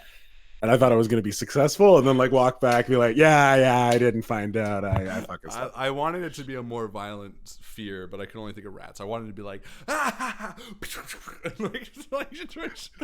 just have this vision of this like in my world, and just so you know, for people who are doing this, is like this is a very light horror comedy shit. Like it's all very tongue-in-cheek.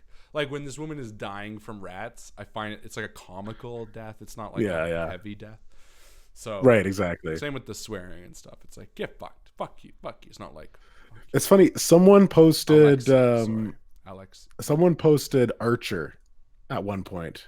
Oh yeah, an Archer picture, and I definitely felt an Archer vibe after once we started doing that. Like when she's like being like torn up, and Barry's just like oh god. Oh God! Yeah, exactly that. Oh God! Yeah, definitely like that. In fact, that's a very, very. This is a very Archer vibe type thing, where it's sort of like seriousness and a lot of back and forth, but like ridiculous adult content and. Yeah, very much so. All right, mid-game post. What should we do? Mid-game post.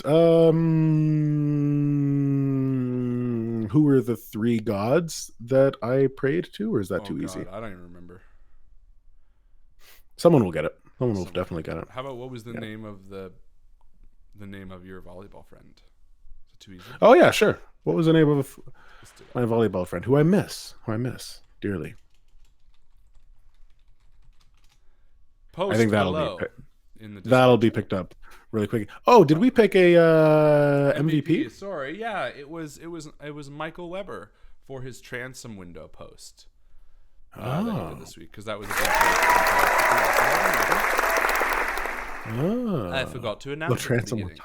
Yeah, remember the whole transom window conversation? I do, and every time I've seen a transom window since, I've been that is a transom window. Yeah, me too. Same with wall pulls. Every time I see a wall pull. Oh my God, that was so cute. You mean a wall pull? like a wall pull. Oh, I love sherbet or sorbet. Darren. Just give me some of that sorbet. Just give me some of that. I want it. Fucking love sorbet. Fucking love sorbet. Well, it's that time of the show where Justin plays sound effects from his computer if the file opens. All right, roll a D8 for me there, Harlan. Okay. D8 rolled. 1. Alan Howarth, Cinematic Dread. Okay, and now a 1d20. Okay. Oops. Hold on. There we go. It's a 11. 1, 2, 3, 4, 5, 6, 7, 8, 9, 10, 11. Okay, so I'm gonna play the sound, and you tell me What it is? what you hear. What's the scene? You tell me the scene. Okay. Okay. This is like an ambience. Okay.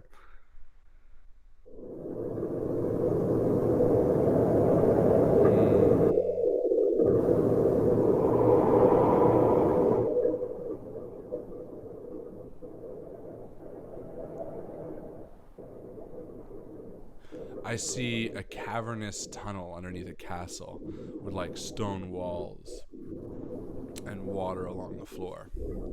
It's like eerily windy though. Yeah. I was thinking the moors because it's very windy, but I kind of like the idea of like a gust of wind in a tight cavern. Yeah, that was good actually. So you heard some water as well. Yeah. There was like a water bit. So this is dark underwater drone, empty aquatic space. Nailed it. Yeah, that's pretty good. I pictured like but I had the title, so obviously it's not fair, but I pictured like BioShock. Yeah, that would be that too. Give me another one. BioShock. I want to see how close Sure. I get on these. Yeah. So roll another d20. I'll just jump past all the dark underwater stuff. 10. One below it. One below it? Okay, so then I'll do this one. So this is... Oh, wait, no, there's this one.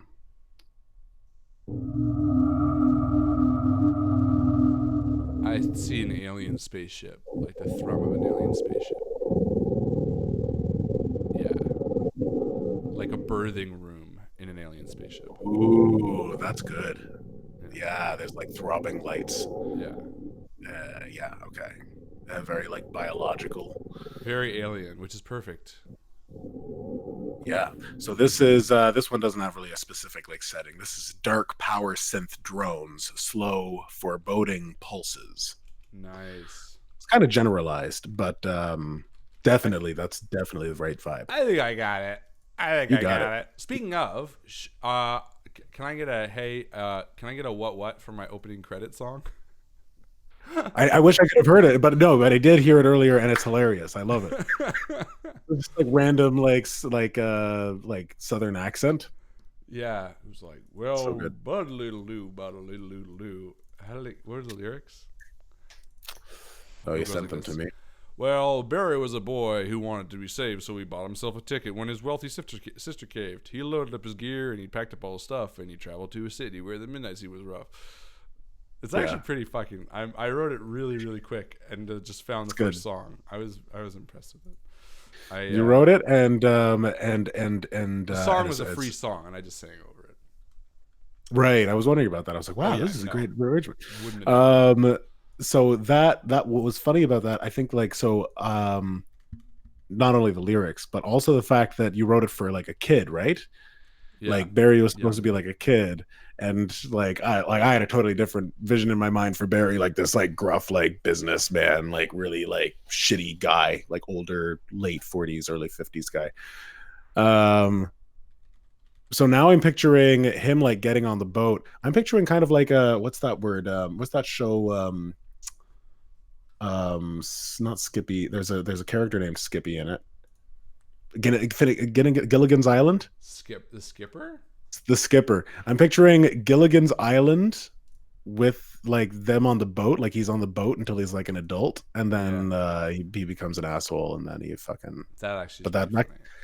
But that doesn't line up with my storyline of being like the CEO of a big Fortune 500 company. No, but then again, okay. It's the fun of. I could have been talking out of my ass. Exactly. I think it fits with the character. Speaking of, I feel like I should mention. I'm just waiting for confirmation, but he's not answering. But next week we are doing a one-parter or two-parter. Yeah, one-parter of a brand new role-playing system. Ooh, wait. Are we doing session 0? No, that's 2 weeks from now.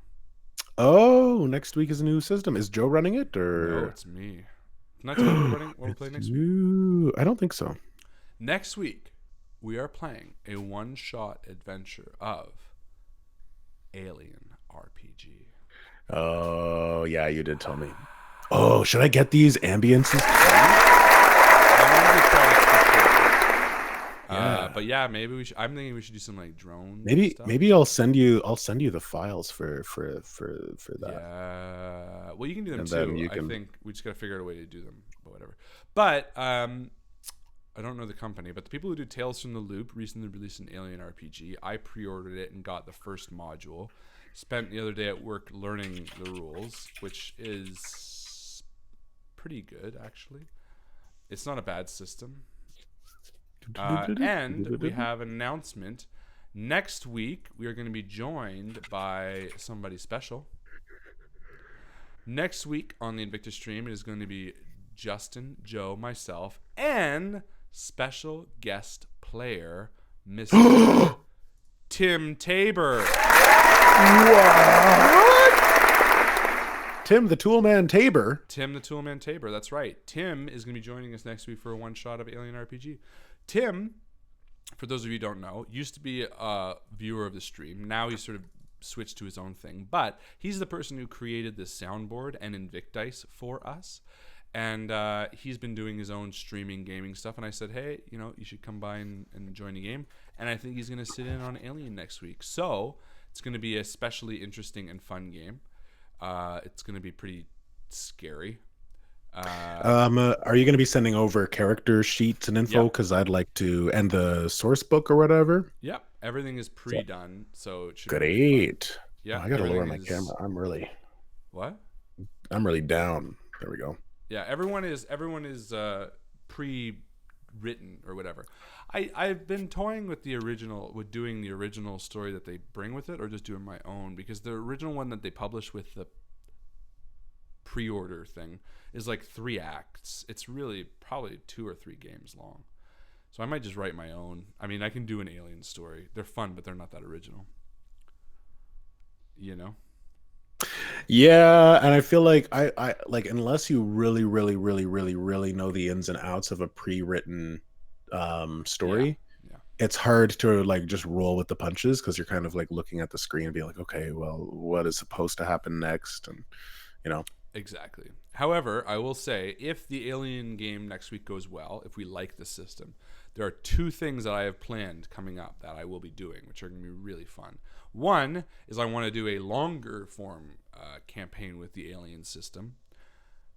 Well, I guess they're sort of the same thing, because I want to do a longer form campaign with the system, but based on the movie Event Horizon, which, if anyone has seen, yeah, that's a good movie. That's a freaking movie. Well, it's so funny because, like, to me, that is the best way to. That's the best system for that. It's like a horror RPG system. I'm like, fuck yeah, that's gonna be awesome. So, Alexandra says, "Do your own. That's good enough for me. I will do it." To Alexandra, you can do my own. Write my own Alien. Dope. Make it better than Alien Covenant, which I actually kind of like. Make it better than Alien Covenant.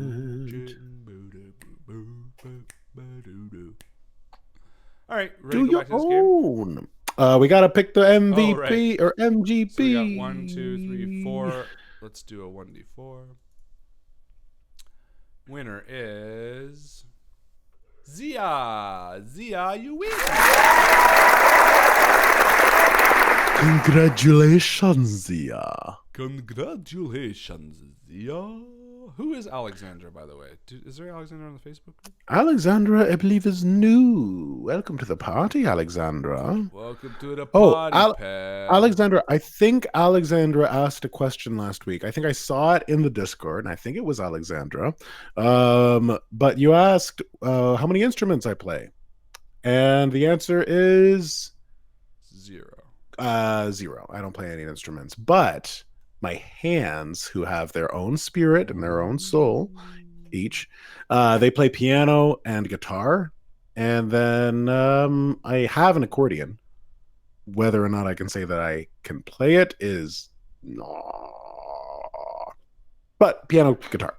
At what point, I've always struggled with this. At what point do you say that you play an instrument? You know what I mean? Like, And also, what do you do with the derivatives? Because like I can play the melodica. It's like, but that's just a piano. Yeah, exactly. You just blow in it and play the notes, right? Exactly. Yeah. I would say that there's a point where like maybe it depends on the context of who you're talking to. I don't know.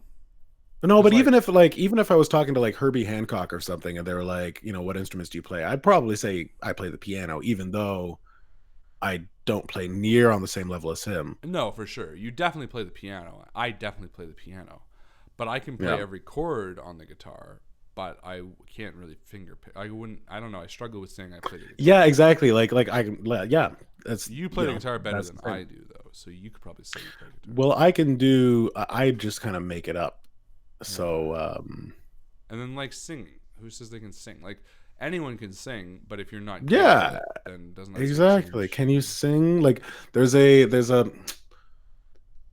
And this is something that a lot of artists struggle with, I think, because it's like, when are you able to have confidence in what you do? When are you able to say that you can do something without it sounding arrogant? Exactly.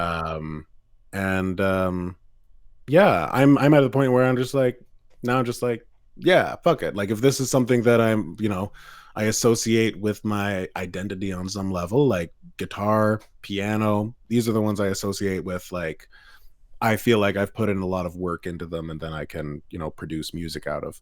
But if someone like, it wouldn't feel right for me to say I play the melodica because I haven't put enough work into developing melodica skills. It's all just, it's a self-knowledge thing. Yeah, but I don't know, because like to me, it's also I might not define myself and I've struggled with this idea of like a writer. Like I've now written 80,000 words that are a story. Is that a novel? I don't know. But does that mean I am a writer? No, not like it doesn't feel like, you know what I mean? At what point do you call yourself a musician? Yeah. At what point do you call yourself a writer? At what point do you call yourself Exactly. Do you have to be like a full-time writer to be able to call yourself a writer? Because it makes me feel like weird.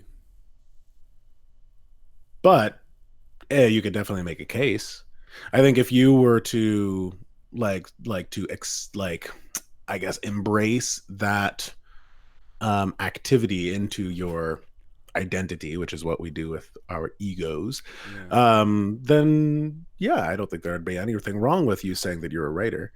But if I didn't, but I still wrote a book, or if you give birth to a kid and then never see him again, are you still a father? It's like, I don't know. Anyway, weird. We're philosophizing. Anyway, and Jessica asked if the spooky game from the last one shot was Grimlands. No, it was not. I did answer that, but only like yesterday. It was just another spooky world. That was the system that we used was a mashup, which was very in the spirit of the game of like Misfit Toys, of two systems: End of the World and Dungeon World. Yeah, Dungeon World. Yeah. Now I've taken elements from both those as well for this new.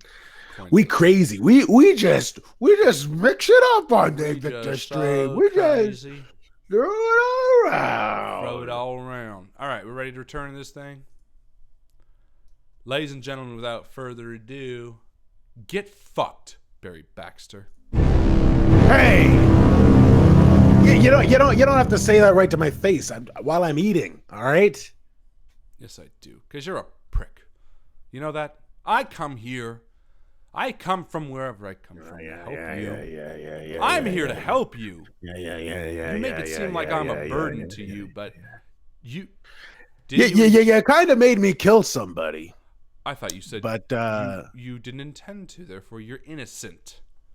Well, yes, I am. But now, going on to this next one, we did kind of make a bargain where I said that I would kill him. Yeah.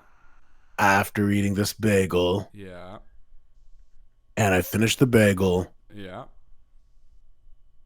And I'm not fucking killing him. I just wanted the bagel. Are you kidding me?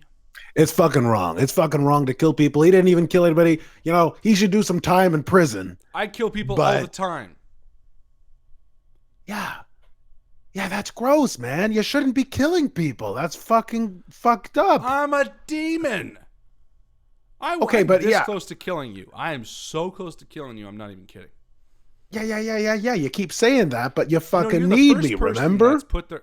I don't need you to fuck around this plane. Maybe I want to spend around it. You need me, and you can't admit it. And I As don't soon as know you can if admit that you fucking need me, you know what's a then chance that I'm not if killing you anybody. die, I get to go back. So I'm kind of planning. You're really testing the waters here.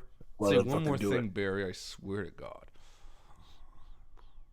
Fuck you. And he reaches out and he goes to slice your throat. Give me a. Do you want me to roll or you to flip or me to flip? I'll flip. Okay. All right. So we're gonna say I'm the heads for you means that you dodge it. going to use my talking or What? to convince him not to attack me, or I'm going to fight with my talking. Because isn't that a thing where you were like, if Justin wants to, fight the lock, he can do that. Yeah. So I'm going to talk the fight. Well, you're still gonna have to roll for the attack because he's attacking you. It's not your move. I see. Okay, I'm just letting you gotcha. flip it so you feel. I can't dodge with talk. Correct. This is just a dodge. Gotcha. So if you succeed at this, you've dodged. If you fail at this, he slices your throat. Fucking moose, baby. You got it? I So got he it. reaches out to you and slices you, but you like move out of the way just in time. Like a little nick appears in your neck. He's like, "I'm gonna fucking kill you, Barry." I boop his nose. Boop. How do you fucking like it? Are you gonna try to do the persuasion thing now? You keep swiping at me all day, but fuck, you fucking need me. You do fucking need me. How long are you gonna wait for another guy on a raft to start killing people with you? I got lots of stuff I guarantee- could do in this plane of existence to keep me busy for a long fucking time, friend. Yeah. And I told you, killing you might set me free, so I'm really tempted. Are you gonna try your persuasion thing that you're talking about? Yeah, I'm gonna try my persuasion. I'm just gonna say, shut the hell up, and let's just stop your shit. All right, we're gonna get your shit together, and I want you to make something of yourself. Okay, I want you. I'm taking control now. All right, because I know you fucking killed me. You held back on that swipe, so let's get your shit together. Let's get you to recognize that I am important and you do not want to kill me, because that's going to be a bad idea for you. That's going to be a bad idea for the world. And most of all, it's going to be a bad idea for Barry, which is going to make it a bad idea for you. So fucking get your shit together and let's fucking kill somebody together. All right? I've had my fucking bagel. I'm ready to do this. But you got to recognize, and I need you to say it, that I am important. You're important, Barry. More important than you'll ever realize. I didn't want to reveal this just yet, but Barry, you're a god yourself. What? It's true. The minute I appeared, I transferred some of my powers to you. This water, you can stand on it. Try. Yeah. You think I was born yesterday, don't you? I'm not fucking standing on that water. No way, no how. Barry. You think I'm gonna step out? You think I'll fucking fuck you? You need to try. It's a matter of faith. If you believe that you have faith, it'll work. Otherwise, your powers will never be activated. Try it. You're a fucking asshole. Try it. Try it, Barry. You know, I always knew I had something special in me. I always knew that there was something about me that made me different than all of those other people that might have been my boss, might have been the CE fucking O. But I always knew there was something about me that was different. It's true, Barry. Try it. You'll see. Yeah. All right. I'm gonna stick my toe over the edge, and I'm gonna step on the water. No, you have to do it All in one. Yeah. Oh, I've got to do it all in one, huh? Leap off. I've got to just jump. Boat. I gotta leap off the boat, huh? Yeah, you gotta step off the boat. Oh yeah. Okay. Oh, I'm getting ready. Oh, all right. Here goes. I'm squatting down. I'm getting real low. Oh, watch my butt. It's right in your face. I don't want to. Oh. Fuck you. I'm not jumping in the fucking water. Fuck you. And he pushes you off the boat. Ah. Give me a roll. Give me a flip.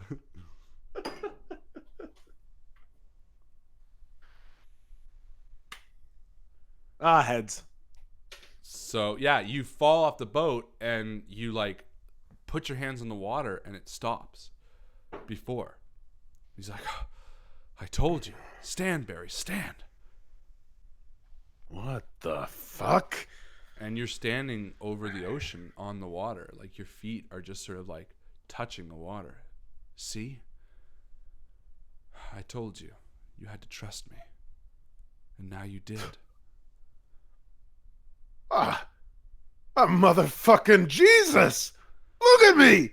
I'm fucking standing on water! This is crazy ass shit! Yeah. I'm a fucking god! Yeah, you're a fucking Holy god. Fuck! Yeah. Yeah! Fuck test yeah! It, test it. I'm jump, a fucking jump, god. jump. You can it takes your whole weight. Jump, try it.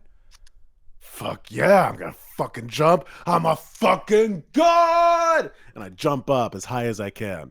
And you land back down on the water. He's like, yeah. Again, higher. Oh yeah.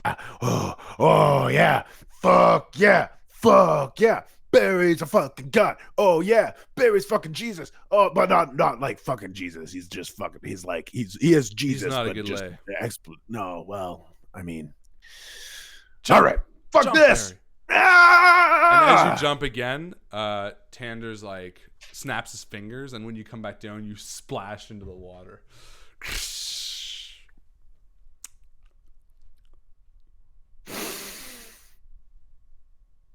Fuck you, Tander. Fuck you. Fuck you. Fuck you. Fuck you, Tander. Fuck you. Fuck you. You get fucked. All right. You're a fucking asshole. You get fucked. Fucking got me wet. Fuck you. You fucking.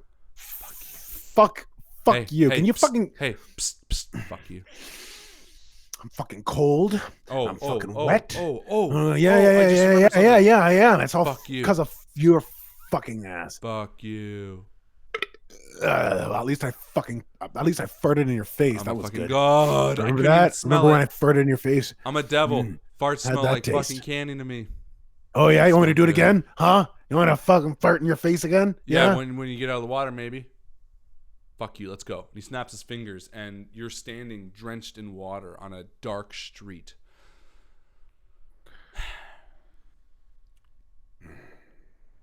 Where are we now? What do you mean, where are we now? We're in New York. New York, 2084. It's 1991. Fucking 91. Fuck, that wasn't a good year for me.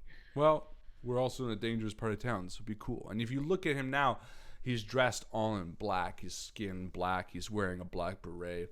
And he looks ready to own the night. You're standing on a dimly lit street slicked with water. The reflection of the street lights sort of cause the street to seem illuminated. Cars are sitting on cinder blocks. Houses look ransacked and boarded up. The lawns are overgrown. It looks like it's midsummer. The heat touches your skin. The chain link fences that line either side of the street have holes cut in them and boards stapled across them. At the end of the alleyway, there is a dimly lit car garage that says Stan's Garage.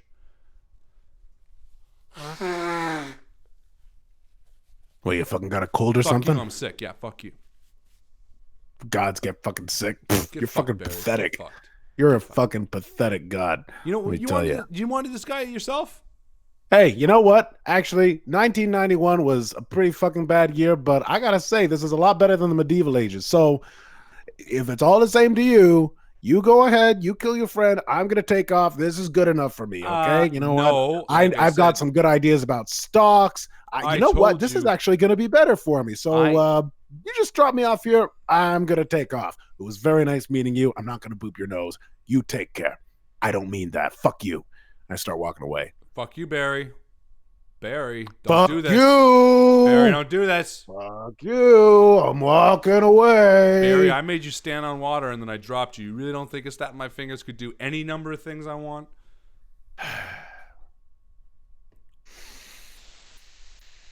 I slowly turn around. You can't just let it be at this.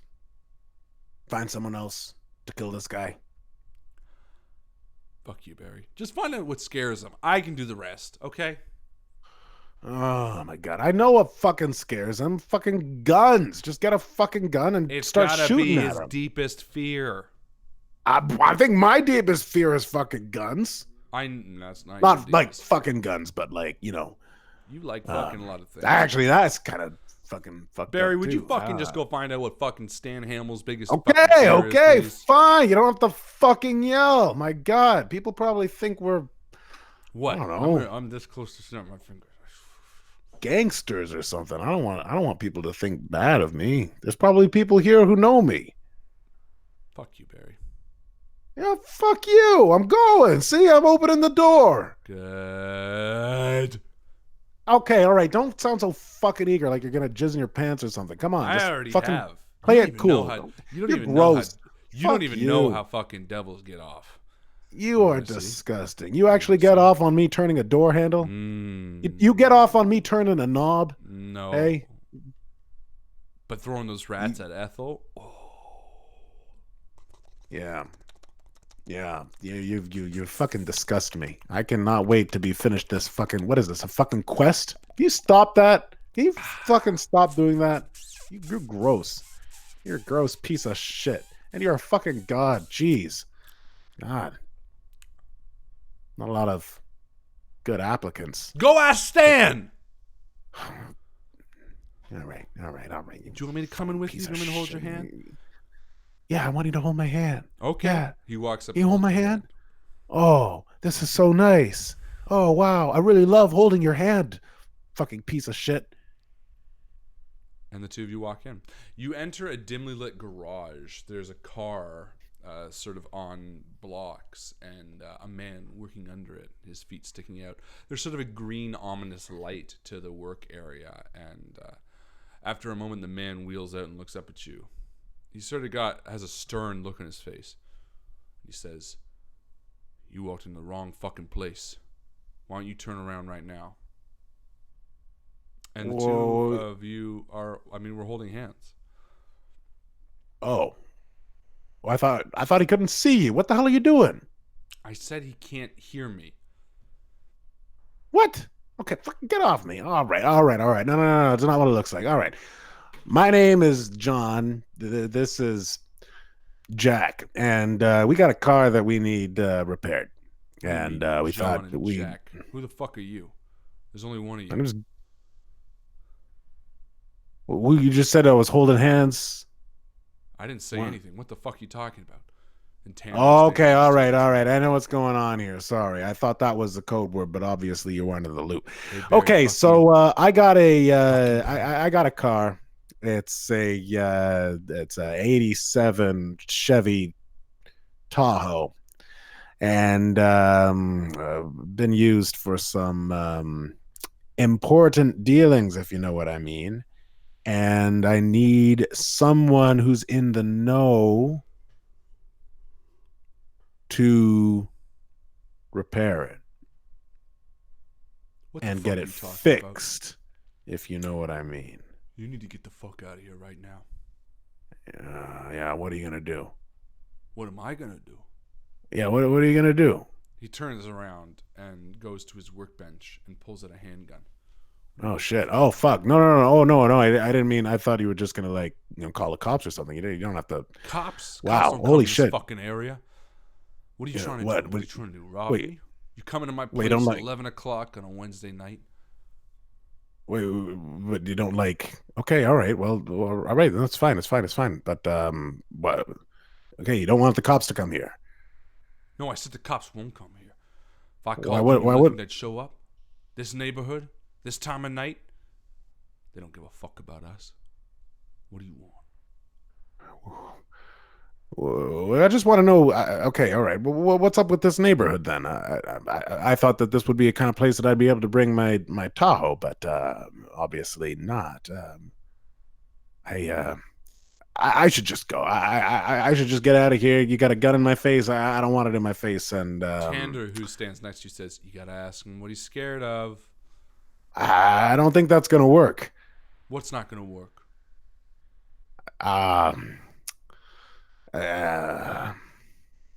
Listen, I'm wearing a bug right now. I'm wearing a bug. The police are listening to every word that's going on, and they know that you've got a gun to me right now. So, you probably, oh fuck, I'm fucking this up so bad. You probably want to put that gun down and just be cool. Just be cool. They're not looking for you. They're looking for someone else. What the fuck? And Tanner says, "What the fuck?" And I don't fucking know. I don't fucking know. Give me a flip of the coin to see if you can convince him not to shoot you. Talking, I Fail. guess. Are you gonna flip again because you have talking? Oh, if we're talking? Oh, yeah. Fail. Yeah. I'm going to use a finger. Okay, so you're gonna succeed. Perfect. So that goes to me. Yeah. Yeah. Because I don't want to get shot. Well, Bottom line. no one does. What are you gonna say? I'm going to say,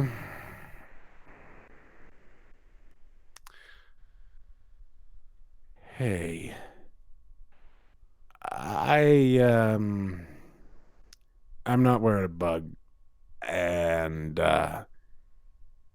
I'm just gonna go. Okay, all right. I don't want any of this. Sorry, I got the wrong guy. I'm just gonna go. Okay, you just do your own thing. You have a good night, Stanley. What the fuck? How do you fucking know my name? Oh, fuck. And I'm just gonna run. I'm just gonna fucking run. Okay. And he fires at you. I'm gonna flip this. I should say that the rolls that I would normally flip, that I make you flip, you can't spend points to flip. Obviously. Okay. It's only your own rolls. So that was a 20. So yeah, he fires at you and he hits you. Oh, fuck him. And yeah, you're like hit pretty mortally, like right through both shoulder blades. So you like stumble. And Tanner's like standing next to you. He's like, "You really fucked that up, Barry." And stands walking out after you. Fuck you. Fuck, I'm fucking bleeding out. Fucking snap your fingers and make me okay. I don't know. I kind of like this idea of you dying, me going free. Why don't you ask him what he's afraid of, though, before you die? I'm not fucking doing shit. Just for do you it. Maybe unless I'll you snap fucking my heal fingers me. and save you. Maybe I'll save you if you do it. Maybe you... decision time. And Stan walks out and, like, flips you over with his foot and points his gun at you. There's... Okay, fine, fuck. I'm gonna die. I just gotta ask you one thing. Stanley, what are you afraid of? What are you fucking afraid of? What are you fucking most afraid of? Give me a talk. Oh, flip. jeez. See if he'll give you something honest in this moment. Just out of the blue. Heads. Oh. Tails. There it is. He says, "Just be thankful." Well, I don't know why he says that. He says, "Motherfucking clowns like you about to be." And he shoots you in the head and kills you. You see nothing but darkness for a long time. Or what you perceive as a long time. Until you hear a voice. Next! You open your eyes to see fires all around you. You're standing in a line of about 5 people. It's swelteringly hot, and above and around you is red stone. And as you are shuffling forward in this line, your skin is singed by the fires that stand around you. Oh, fuck. Next! And he continues moving up as people who are seen to come to this gate are being summoned forward. Until eventually the man in front of you, this white man with a ring of gray hair, gets moved through. You stand before a red demon. It looks much more ferocious than Tander ever had. It stands with a hulking chest at 7 foot tall. Its lower half is fur and hooved. It has a similar tail, but much stronger and menacing.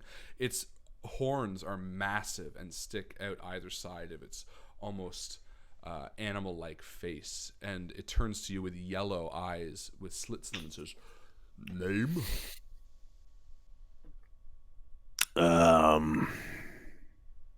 Tander.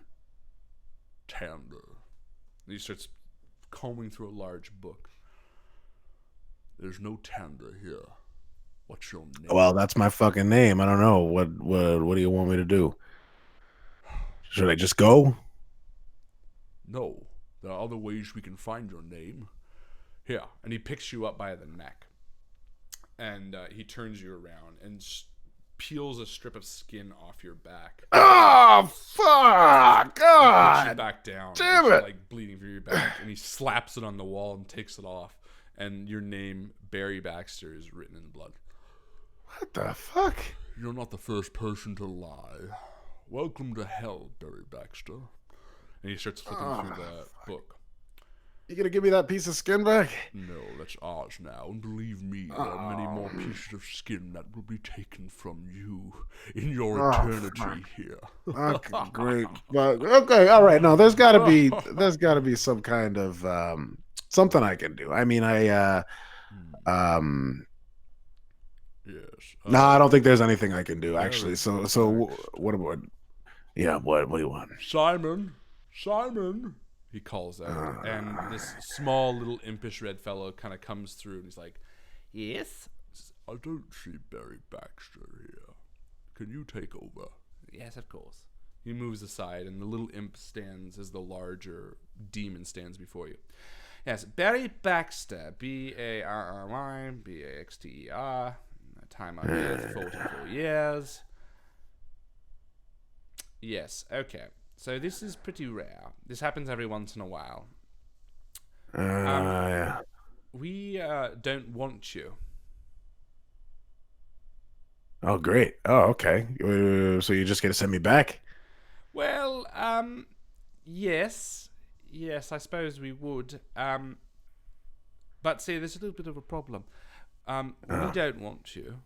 And really, Okay, there's only 2 options. And if heaven doesn't want you either, then, well, you don't go back to Earth exactly. You go to a place that is a little worse than hell." Okay, well, I'll probably just go to heaven then. "Well, see, that's the thing. So no one just goes to heaven. You have to fulfill your purpose on Earth in order to go to heaven. Whatever. Okay. Yes. Well, I think I did that. I'm pretty sure I did that. I was 24. I ate 56 hot dogs in a row. No. And my goal was 55. Well, that got you a little bit. That's why that was the mistake that sent you to hell. No. See, heaven and hell aren't as black and white as everyone likes to think it is. It's not if you're bad you go to hell. If you're good you go to heaven.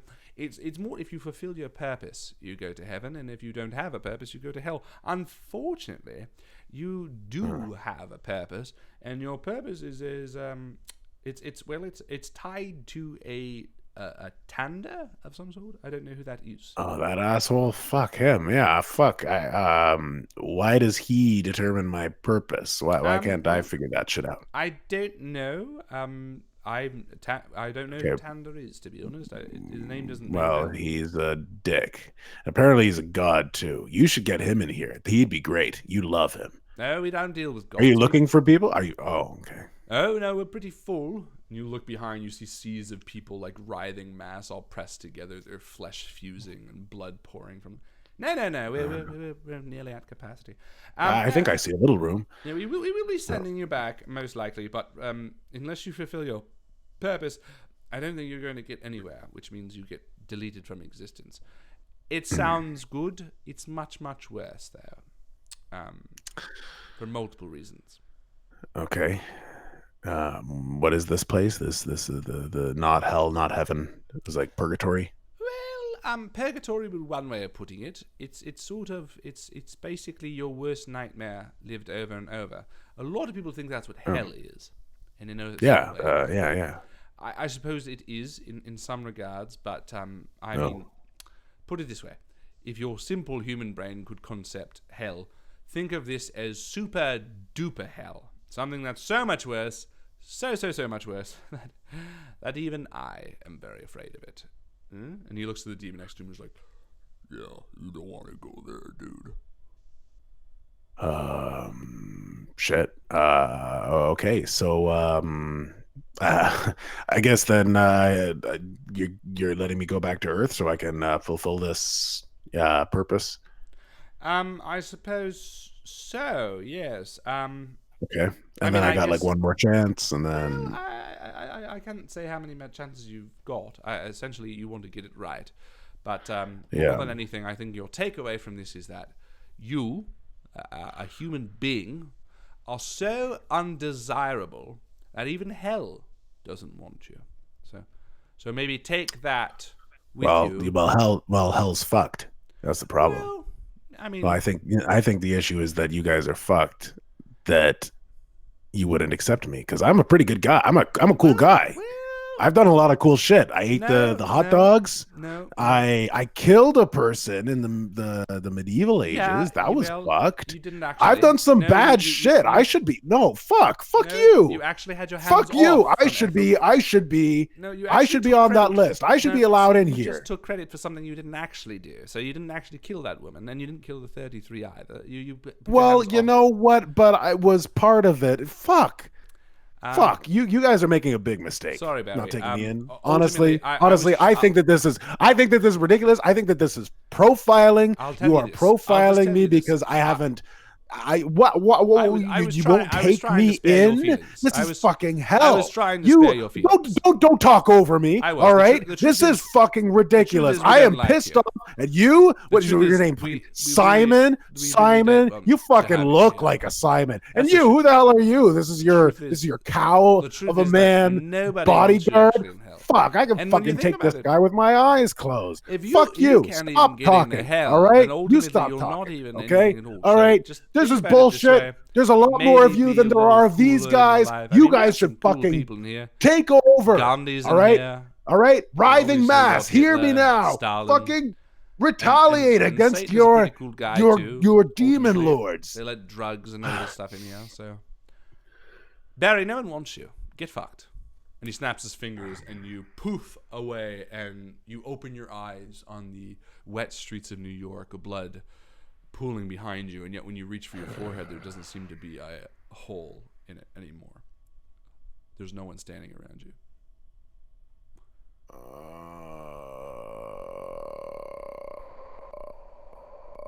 Okay. Purpose. Gotta give the fucking purpose. I'm not gonna go to hell. I don't want you. Fuck you. I'll make my own hell. I spit on the ground. You hear a squishing sound coming from inside the car garage, and as you lean in, you see a clown with a giant mallet hammering Stan over and over into the ground before you until basically a large pool of crushed bones and sinew and blood are all that remain. The clown turns to you with a large, menacing grin and black eyes. I just walked past it. Was it good for you? Was what good for me? Are you getting off? This is how you do it, right? Oh, yeah. Yeah. You sick fuck. No, I was just fucking with you before. What did I say? That I got off on this shit? Yeah. I fucking believe it now. Fucking look at you. That guy's been dead for, what, like 40 hammer swings? You're disgusting. Yeah. You want one? You want a hammer swing? No, God, no. Fuck you. Ew. Okay, all right. We fucking killed Stanley. Snaps his fingers and his vision goes back to Tander, the demon himself. So what happened? You died, fuck. Yeah, I died, and I went to hell. Ha! Oh, shit. Oh Yeah. shit. Oh shit. You didn't get into hell. No. They just sent me back. They were really nice. And Wow. no. It's not. It's all right. It's nothing like. It's nothing like that. Okay. No. I'm not any of those words that you just said. I went to hell. Okay, let's just let me talk for a second. Stan, fucking shut up. He bends down and picks up the bloody cracked skull of Stan. Stan! He didn't get into hell. You're in hell right now, and he couldn't fuck. Did you see Stan in that line, by the way? Oh, my God. Did you see me standing in the line for hell? You disgust me. I'm keeping this. You couldn't get into fucking hell. Wow. That's like the lowest bar to clear. Yeah, well, you know what? I'm fucking grateful because now I'm here and... Oh, fuck. I wish I wasn't fucking hell. Now I'm back with you. But you couldn't get into hell. This is worse than hell. What do you want me to say?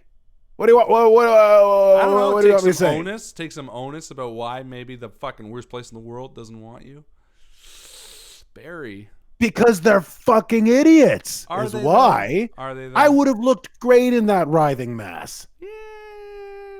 I would have, and you know it. Imagine this. Imagine this. All up in there, up in hell. Look, is a piece of skin missing still? No. Oh. Fuck, I can take pain. I fucking would have been great in hell, all right? They don't know what they're fucking missing. They lost a good opportunity, all right? They didn't want you. But Barry, they didn't want you. I can't hear you. They didn't want you.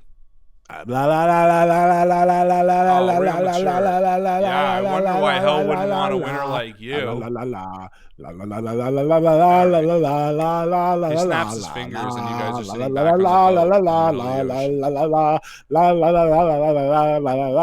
la la la la. Barry, I'm going to cut off your hands in about 2 seconds. I'll do it. I'll do it. All right. He goes to cut off your hands. But he fails. He goes to swipe at you and like starts messing with these large blades. You're like Mr. Magooing moving out of his blade swings as he's like, ah. Barry, shut up. Feel better? Actually, yeah, I do. The truth is, you're just embarrassed because you couldn't get into hell. That's okay. Take some onus. Do you speak French? A petit peu. Well, maybe you'll understand this. Le fuck you. Le fuck you. Le fuck you, Barry. Le fuck. Which actually translates to the seal you, because fuck in French is seal, and if you fucking spoke French, you would fucking know that, you fucking idiot. Fuck you. Get fucked, Barry. All right, I think we've come a long way, though. Yeah. You want another bagel? Yeah. Here. You have any other cream cheeses? You have any like? There's Nutella on that one. Oh fuck, Nutella. Yeah, I'll fucking go for some of that shit. And as you take a bite of it, you realize it's shit. Oh fuck you. Fuck you. That's gross. You're last fucked one. Up. Dolores Steed. What do you say we knock this one out? 1 second. And I'm eating the bread around the shit on the bottom side Here, of the I'll bagel. give you just here. Here's a real Nutella one. Oh. Here, you eat it. No, it's shit. Oh. I smack it in his face. Oops. Joke's on you. Demons like me love shit. Barry, look. I'm here as your guardian angel to make you fulfill your purpose so you can get into hell or heaven or wherever you want to go. We've come a long way. I think we've become friends. Hey? Boop. So my purpose is to kill people, to find out their fears, know. and then kill them. Maybe. Probably, yeah. I mean, is what I'm doing. Is what we're doing together. Oh, God. All right, well, fuck. Let's get it over with. Let's go finish my purpose. Right? And then I'll just go back to, fucking, I don't know.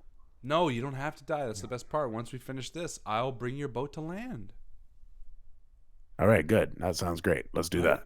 See, but look Yeah. already. Yeah. Look how great it's been, Barry. Oh man. Oh my God. Oh wow. I've been having the time of my life. Fuck you. Right? Let's fucking get this over with. Fuck Come on. you. Think about this. At first, you were like, no, I don't want to kill Ethel. Then you're like, okay, Stan's a little easier. And now you're like, let's kill Delora. Because I'm gonna fucking pull my hair out because you're so fucking annoying. Hey, you're no fucking That's spring why I chicken. don't. Well, fuck, I don't give a shit. I don't care. I know I'm not a spring chicken. I know I'm fucking a fucking prick. But God, you are insufferable. My God.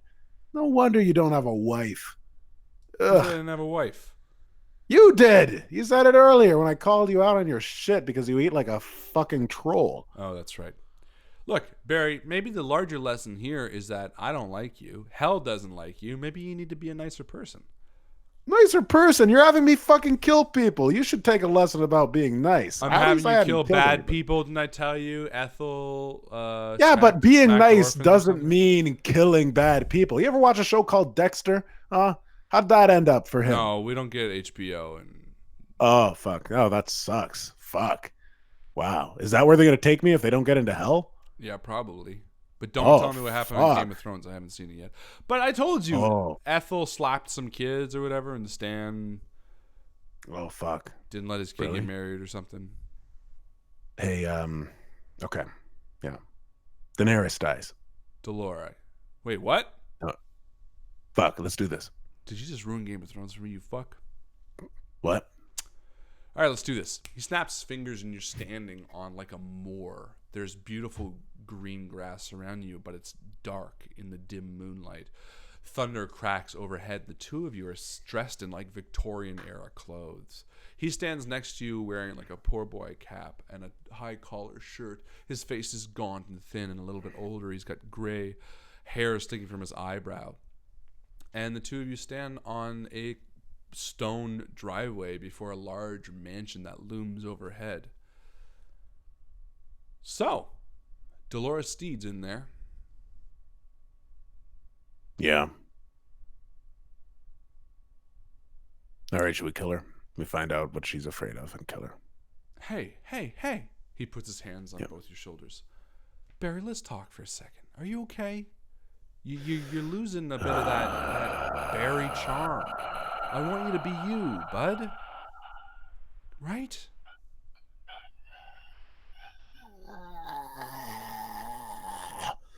It's been a long day. Barry. It has been a long, insufferable, food scarce, shit eating, literally almost fucking killing, time traveling day.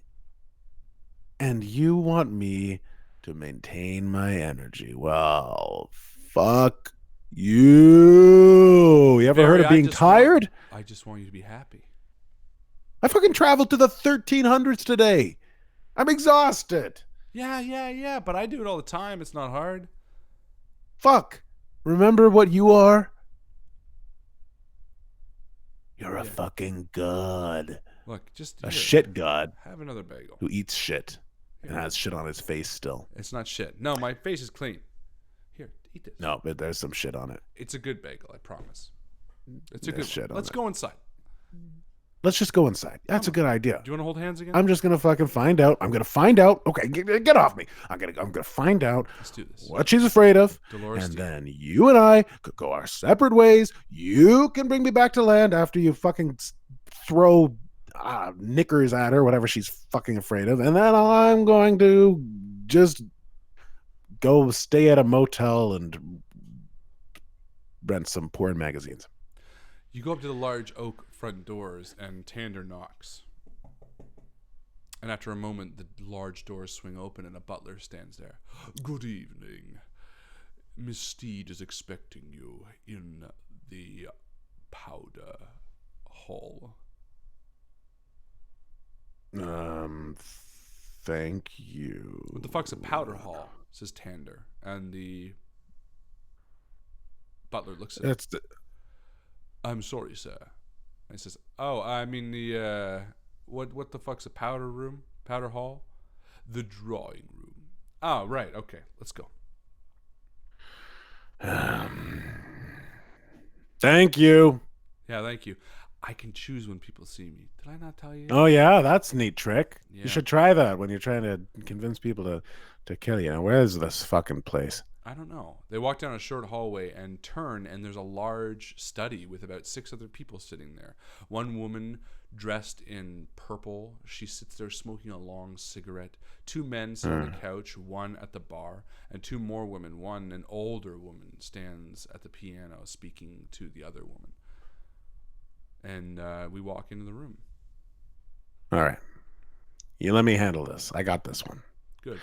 And is there an old lady there? Yes, she's standing at the piano. Okay. So I'm going to go up to the old lady and I'm going to say, "Oh, hello, miss. How are you today?" Oh, this evening, you mean? I'm quite good. How? I do mean this evening. Thank you for correcting me.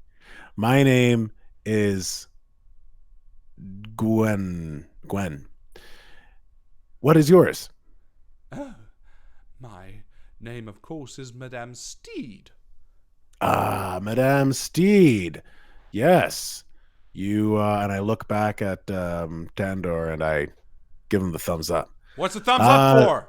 He says, and everyone immediately shoots their head towards him. What are you doing thumbs up for? I'm confused. Nothing. Don't Why'd you do it, don't worry though? about it. You did this. What's this mean? Okay, Barry, you know what? Barry, just, what does just this shut mean? up. Hey, just shut up. Barry. I'm trying to give a subtle cue. Will you Barry. shut the fuck up or go invisible or something?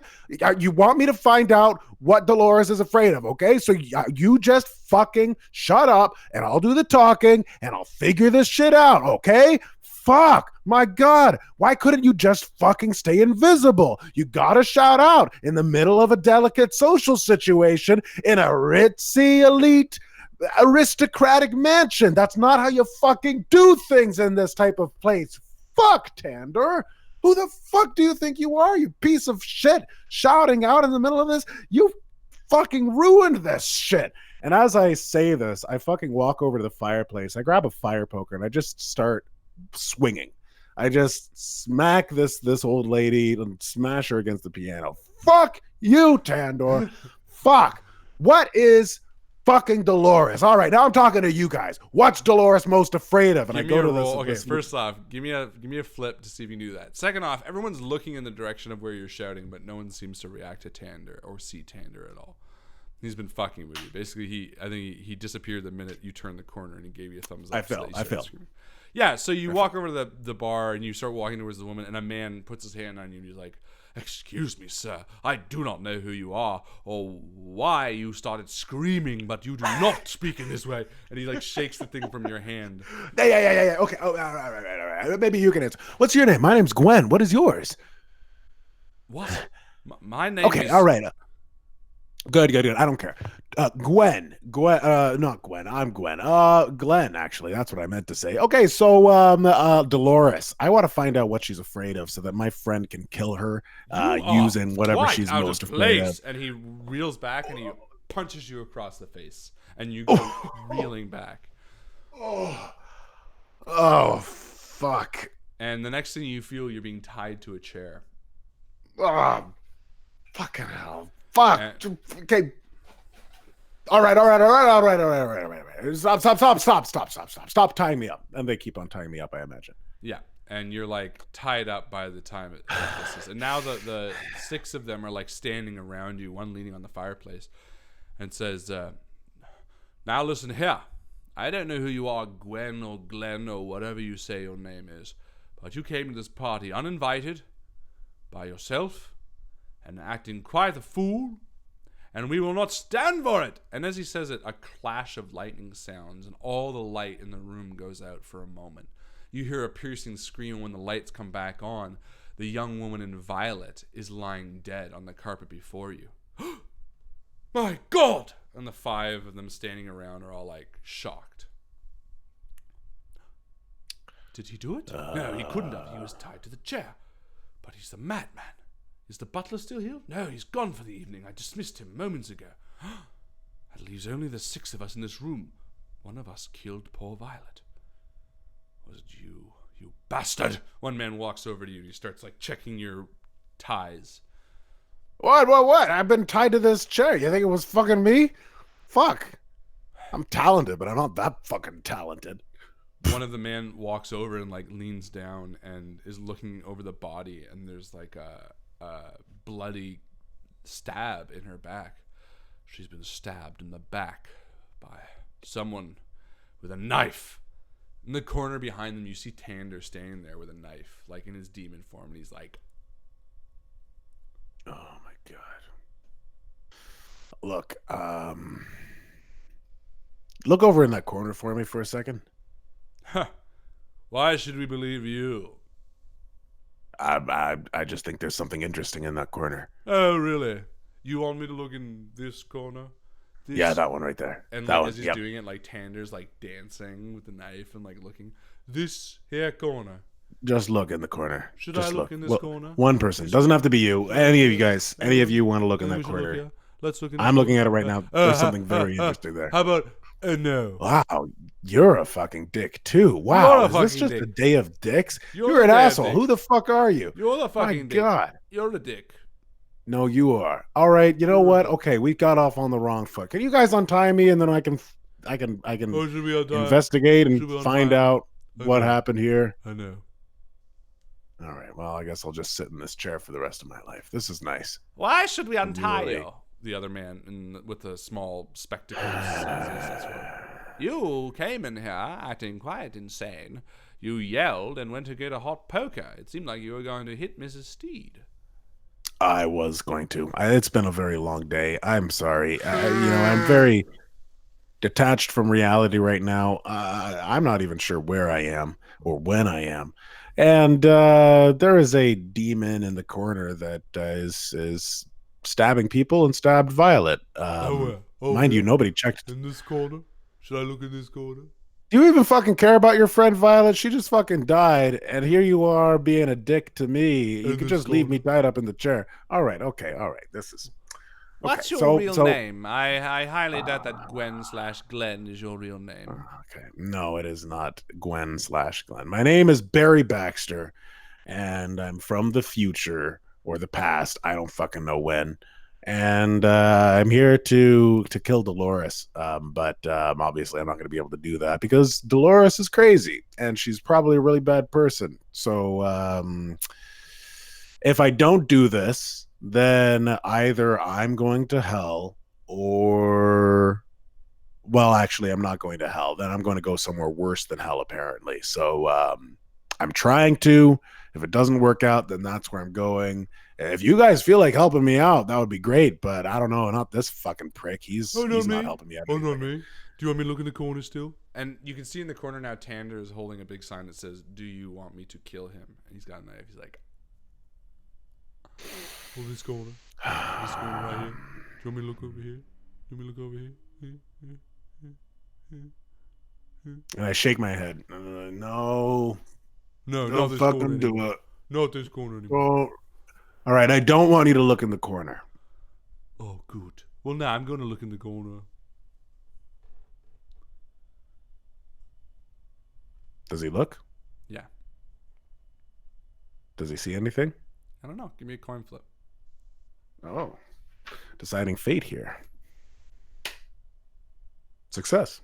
Yeah, he's like, "What the fuck is that?" And he looks back, and like Tander's standing there with the signs. He's like, "Do you want me to kill him?" And the knife. He's like, "Oh," and then he like disappears. The guy's like, "What the fuck was that? Did you see that?"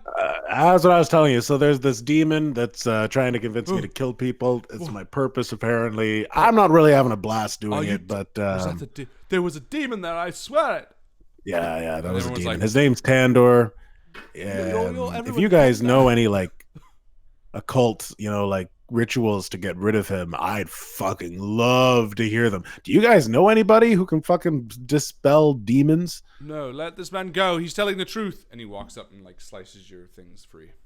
Oh, I'm sorry, my friend, that I was being so very rude. The truth is, I am a priest. Prick. Oh, priest. Well, right. No, but I know exactly type of spell that can dispel this demon. Break the shackles What? which hold you. No fucking shit. Well, let's get this going. Pop need the is champagne my and book call me Nancy. Let's do this. Let's do it. Okay. The first thing we need, and the lights go up. No. And when the lights come back on, he's like holding you still, but his like throat is slit and blood's just like spraying.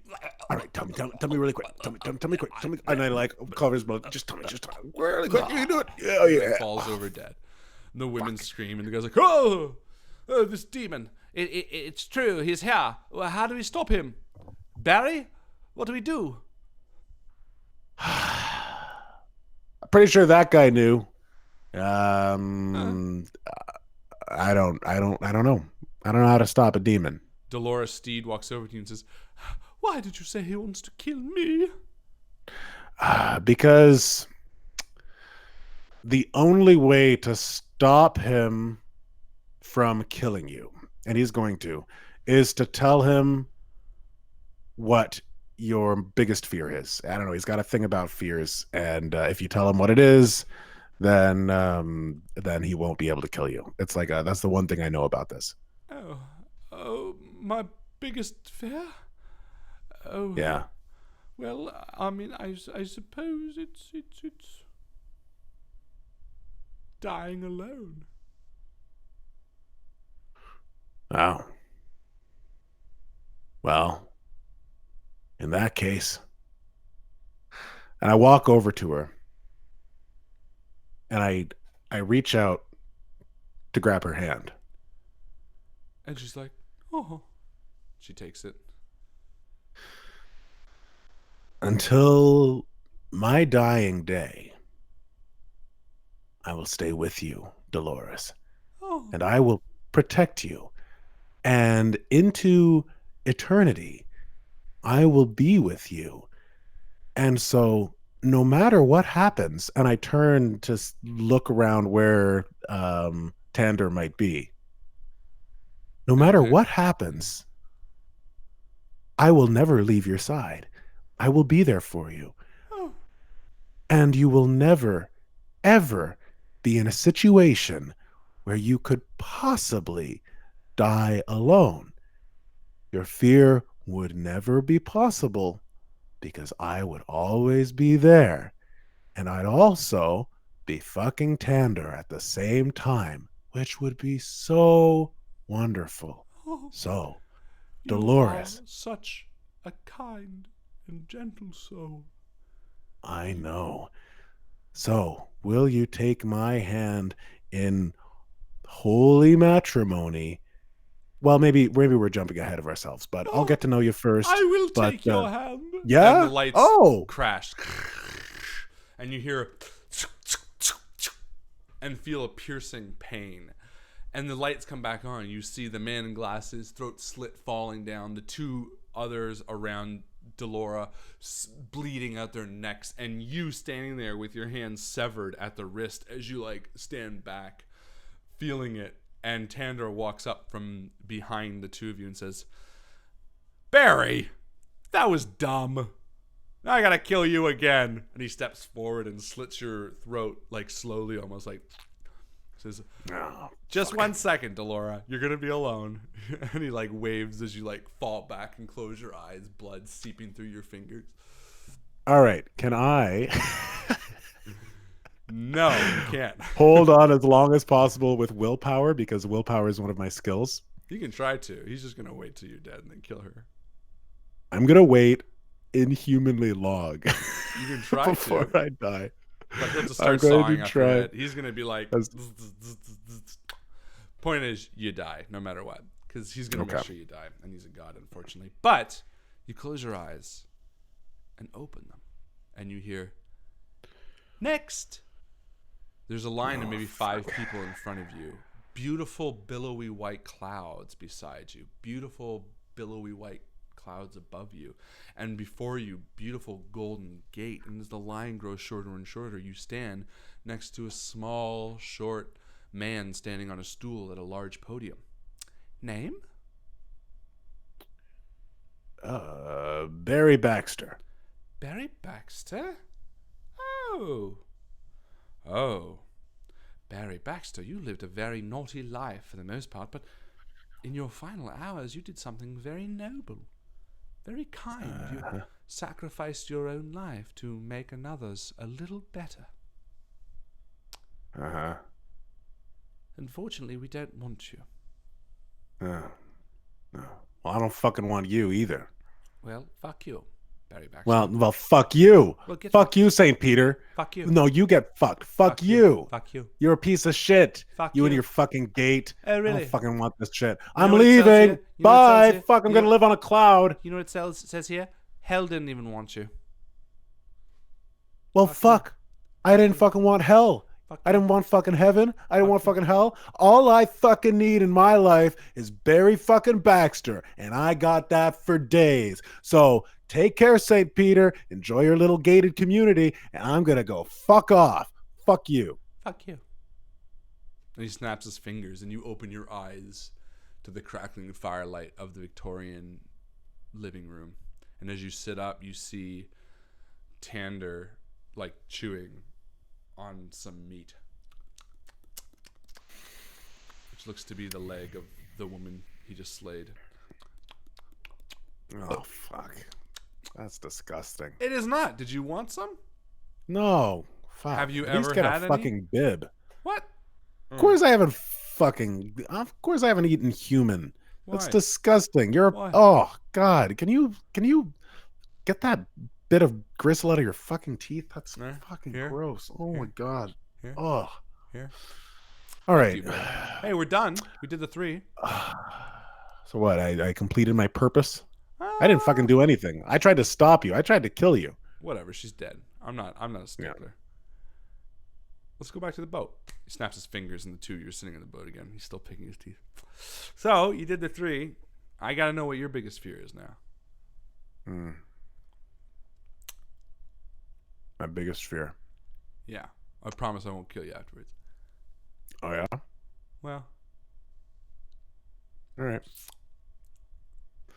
My biggest fear is a beautiful, bodacious babe. Just yeah, like bullshit. gorgeous. See, here's the like, thing. You top can't just 10. make up a fear. It's got to be your honest biggest fear, Barry. Oh, okay. Well, then actually my afraid biggest of? fear is you being dead. Oh my God, I couldn't imagine That's if not you true. fucking blinked out of existence. That would be horrible. What's Ah. your greatest fear, Barry? you. Stop being a fuck.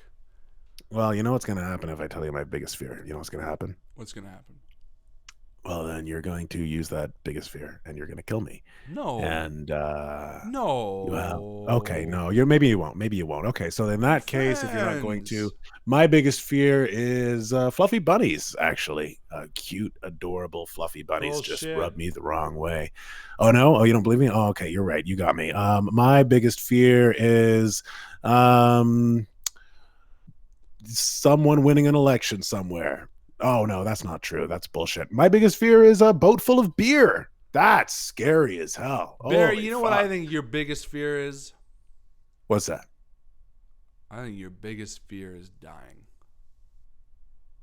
I'm pretty sure it's a boat full of whiskey and beer and beautiful babes. You know, I think you're that's right. probably it.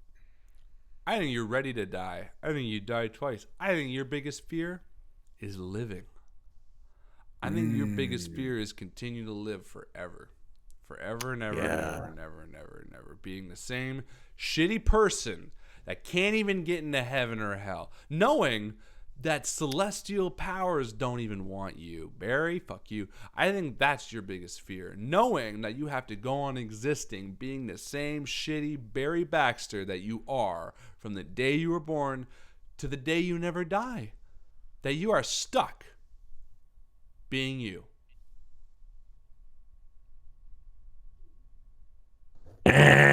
Incorrect. Leprechauns. It's leprechauns. I think it is your fear, Barry. Pot of gold. Because Big of pot that, of gold. I'm That's gonna what I'm do afraid it. of. I'm gonna make Beautiful you music. feel your fear. I'm afraid of that. No. No, you're not. And you're not gonna die ever. I'm not Because going to no die. matter what happens, hell doesn't want you, heaven doesn't want you. You're stuck here, getting older and older and more feeble until you just can't do anything. Like double D's at least.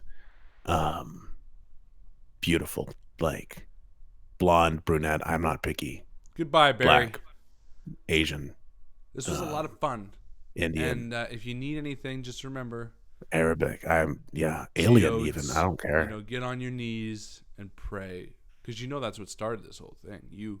You found it in your whole little heart to pretend there's a power stronger than you in the universe. What? That's how this started. You had the capacity to realize that you were but a tiny little thing. You said, "Please save me, please, please save me." Remember? Okay, what's your point? My point is, that's why I can't. Because you're so pathetic that I needed to see exactly what I can make you do. Cool. So then are you going to do it or what? Are you going to grant me more immortality and then just fuck off? Or I'd be grateful if you went ahead and did that. That would be cool. You're never going to let anyone get close, Barry. Well, I feel like using yourself as an example of people that I'd like to get close to is probably not a good call, because you did kind of force my hand into killing 3 people, and I don't know if that's really what I want in a friend. Or did I? Or did I? What are you talking about now?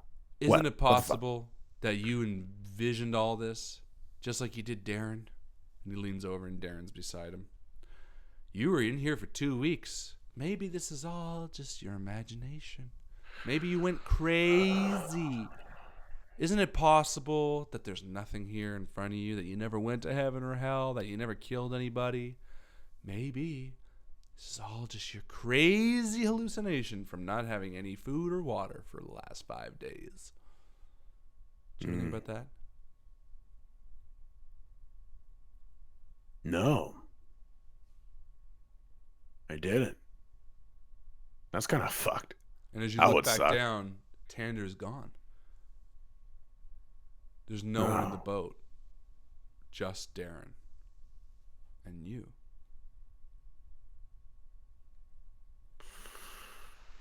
I look around and I sit and wait and I listen to the surf as it, well, not surf, I guess the waves crash against the bottom of the boat raft thing.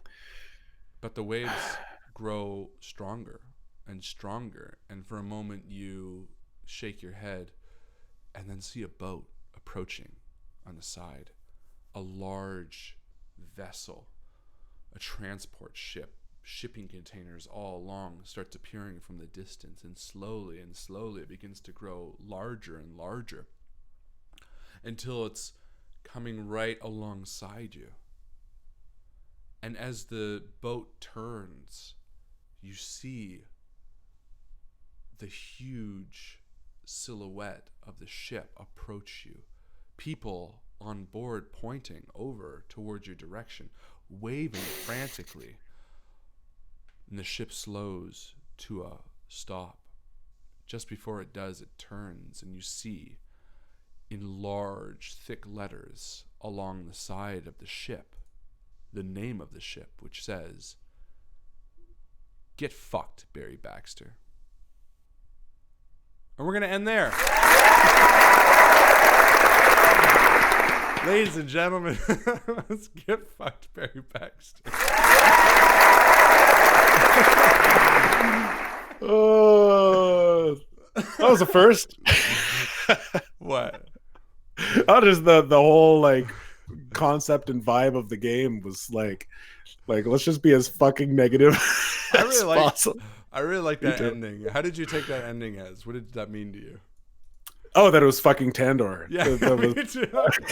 I knew it. I knew it was him too. I was like, if you'd given me the chance, I would have just like flipped them off, and of course then it would have just been regular people. Yeah, and then they would have just floated off. Exactly. But that's good too. That was funny. Get fucked, Barry Baxter. Well, there you go. That's the game. Who knows what it was really about? There was no lesson learned, just like life. No lesson. I think that Barry, if we see him again, he's still a fucking asshole, and he's still gonna try to fuck people over and blame it on them. As will Tander. There we go. I think Tander and Barry are gonna be like a buddy cop comedy. What a great concept, though. I do love that. Like the whole It's a Wonderful Life. Yeah. But for the negative. But for the negative, like, well, you know how everybody's got an angel. Well, you have a devil, and that's he just like fucks with you and does shit. Up. Well, it's true. It's like, what the fuck is he gonna do? Well, I thought of that halfway through the game, so I'm glad it came out. Oh, that's fantastic. I think that has potential. I see that as a thing. Do you want to know? This is like probably my least written game ever. It's called, didn't you? No, you wrote one on a napkin once. Yeah, okay, but this is what I have written down. On a napkin. Get fucked, Barry Baxter. Mechanic is you can't die. Hell doesn't want you. Start on a lifeboat talking to a pierced soccer ball on a stick. Pray to everything in a book. Tander shows up buttering a bagel. Shut up. Look, I need your help. Shut up. You want off this raft. Then it says, find demons behind the scenes at a radio production. They only reveal themselves when. And that's it. I wrote. We didn't even do the radio production. Nope. And then as we were doing it, I took notes. I wrote Ethel Gorgenstein, Greek goddess, a date, find out her favorite flowers, Stan Hamill, dying goes to hell, but Satan doesn't want you, murder mystery, get into heaven. I don't know, whatever. It was fun. That's funny. That's funny. Yeah. I had fun. Honestly, I'm sick. Me Even too. if I tried to do like a quality game, it would have been weird. And this one I had fun with, and that's all I was going for. And you got a great country song out of it. There you go. There you go. I had a blast. I had a good time. It was cathartic, I think, to swear so much. It really was. I don't normally swear that much, but geez, it's nice, actually. Felt very satisfying. It just because it just didn't mean anything after a while. You don't swear for a while, and then fuck all of a sudden is like has so much weight, and so I kind of needed to cleanse my palate of it, and just like now I'll be swearing left, right, and center until the next. Too. I love swearing. You know, that's great. It feels wonderful. It feels really wonderful. I'm really happy for it. Yeah, I'm happy for me for being able to swear. Too. I'm happy for Barry Baxter. I'm glad Barry Baxter, he got an immortality out of that. That's pretty cool. I don't think it's going to bug him. I don't really know what. I don't know if he was just fucking with you or what. I think he was being legit. I think probably the next episode is him thinking he has immortality, and then Tandor like following him along, like watching him, like coaxing him on to like start shit. That's the thing. And I think Tander is like person bound. Like it's just one. You just get one demon per person, and like Tander is yours, and he's just a really fucking weird guy. I got to figure out ways to fuck over Tander. That's what I need. Definitely. See, how do you fuck over a god? I wanted it to be because this. I originally I thought this concept would work as a Dr. Dex Dalton episode, which it would, but because Dr. Dex Dalton is an established character and all that kind of stuff, it wouldn't have worked with as weird as we ended up making it. You know, I want it to be weird, and this got what I needed to go. Yeah, it did get weird. That was great. Really we don't want you. Yeah, my favorite part was when he like jumped out and started shooting rats out of his hands.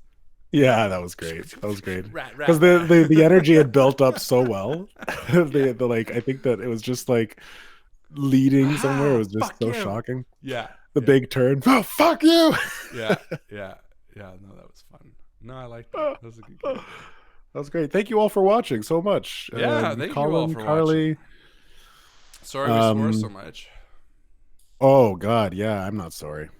The swear count on this one is going to be high. Oh yeah, should we do a swear jar for this? No. And fund half of our fucking yearly November. What's the donation thing we do? Patreon. Extra Life. Oh, Extra Life. Yeah, for sure we could. No, that was a lot of fun. Good. Thank you so much for hanging out. I just posted the video credits on the stream because I wanted to. Endgame XP. I'd like to give it to Alexandra. Agreed. For hanging out. New. Let's do it. Is she new? Alexandra. I think newish, unless it's just a new picture. If anybody wants to win Endgame XP ever, all you got to do is change your name, change your profile picture, and we'll think it's a new person. Yeah, that's a flaw in our system that I'm just one of the many laying out right there. One of the many. What's that? I said one of the many flaws. Yes, no, just the one. Yeah, so there you go. There you have it. Congratulations, Alexandra. If you are already in the Facebook group, let me know what your name is there. Otherwise, I'm just going to put you as Hyo Silver. Hyoscyamus. Sycamore? Hyoscyamus. Hyosci. I think it's Psy. I think it's like a Greek like SC. Probably. Like Scyther. Cipher. Like Greek, like Scyther as the Greeks know him. That's how I know him. Anyway, ladies and gentlemen, next week we're probably in for Alien RPG. And Yes. I hope you guys have a great night. And I hope you what was I saying? I hope you have a great night, and I hope you tip your waitresses, and I hope you swear a little bit this week because it's cathartic and it feels good. Yeah. It feels very cathartic. I think that's also the Canadian blood. I think so, because we hold it in. We just hold in all of our frustrations. Yeah. So...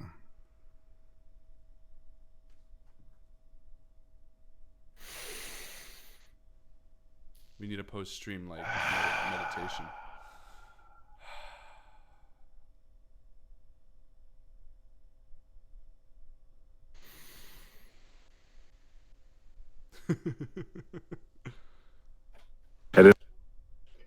It cut off. Oh no. Had enough? There it is. Never enough. First, I would like to just get to know you. Yeah. Can we try the prank phone call now? I still don't have enough. Oh, you know what? Maybe there's like an internet soundboard, because that might be easier. Meantime, we're gonna listen to the credits. Get fucked! Well, Barry was a boy who wanted to be saved, so he bought himself a ticket when his wealthy sister caved. This fucking song is ridiculous. I don't even remember making it. Well, Barry was a boy who wanted to be saved, and he's something, so he got his sister caved. Stupid. Okay, I think I'm ready. Okay. Are you calling me, right? Ring, ring, ring, ring, ring. Hello? Yeah. Hello? Oh, fuck. There's a sign up. Oh, hold on. Fuck you. Whoa! Hang on. Hi. You gotta do it convincing enough. Okay, let's do this. Ring, ring, Oh, ring, okay. ring, ring. Hello? Hi. Hi, who's this? Oh, hold on. Oh, fuck you, fucking... Oh, this is... This is me, Arnold Schwarzenegger. Oh, wow! Arnold Schwarzenegger. Let's do this Fuck again. are you? Okay, we're gonna start this again one more time. This is gonna be like he's calling. It's like he's on Invictus. Okay. I'm gonna pretend his camera's not working. Hi, who am I speaking with right now?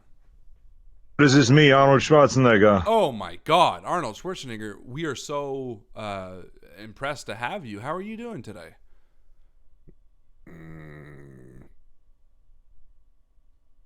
Oh, fuck. You son of a bitch. There's not enough. Well, what did I do? I don't understand. You want to fuck me? Well, honestly, you are quite attractive. Do it now. Well, I can't right now. We are obviously... Stop whining. I'm not whining. I'm just saying that we're not in person. Come on, don't bullshit me. I'm saying that you and I are not in the same room together, so it'd be very Bullshit. different. No, but we're not. I mean, if you were in the same room, then maybe I could make some sort of move. Well, but we're not in are you telling me that you're in the house right now? Yes. So if I went downstairs, I would see you in my kitchen. Yes. Well, in that case, then I'm not too sure what... Look, can we take it a little bit slower? Maybe go out to dinner first?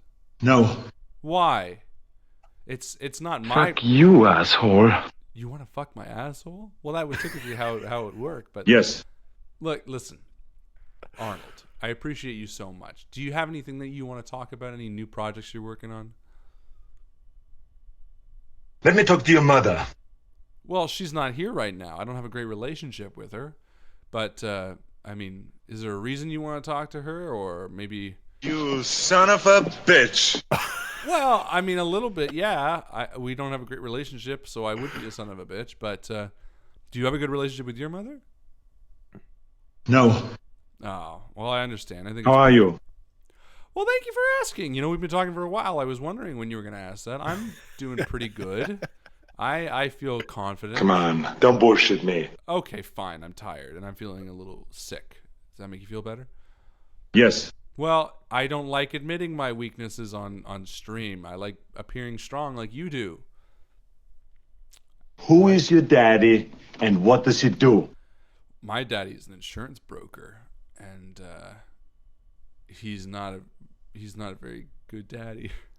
Bullshit. No, that's true. Unfortunately. What about your daddy? What the fuck did I do wrong? Nothing. Oh, are you like acting if it was him? Nothing major. You know. Yes. He's just not a great person. Not a terrible person. He's very, very right leaning, which doesn't make him a bad person, but just means we have conflicting thoughts. You son of a bitch. In both regards, yes. Do you have a good relationship with your parents? No. Care to expand on why? Stop whining. Stop whining. Stop whining. Fuck you. Fuck you. Fuck you. Do it now. Do it now. Do it now. All right. Ladies and gentlemen, hope you have a wonderful night. Thank you so much for hanging out with us. As always, we will see you next week. And as my friend Justin always likes to say, let me talk to your mother. Let me talk to your mother, guys. Good night.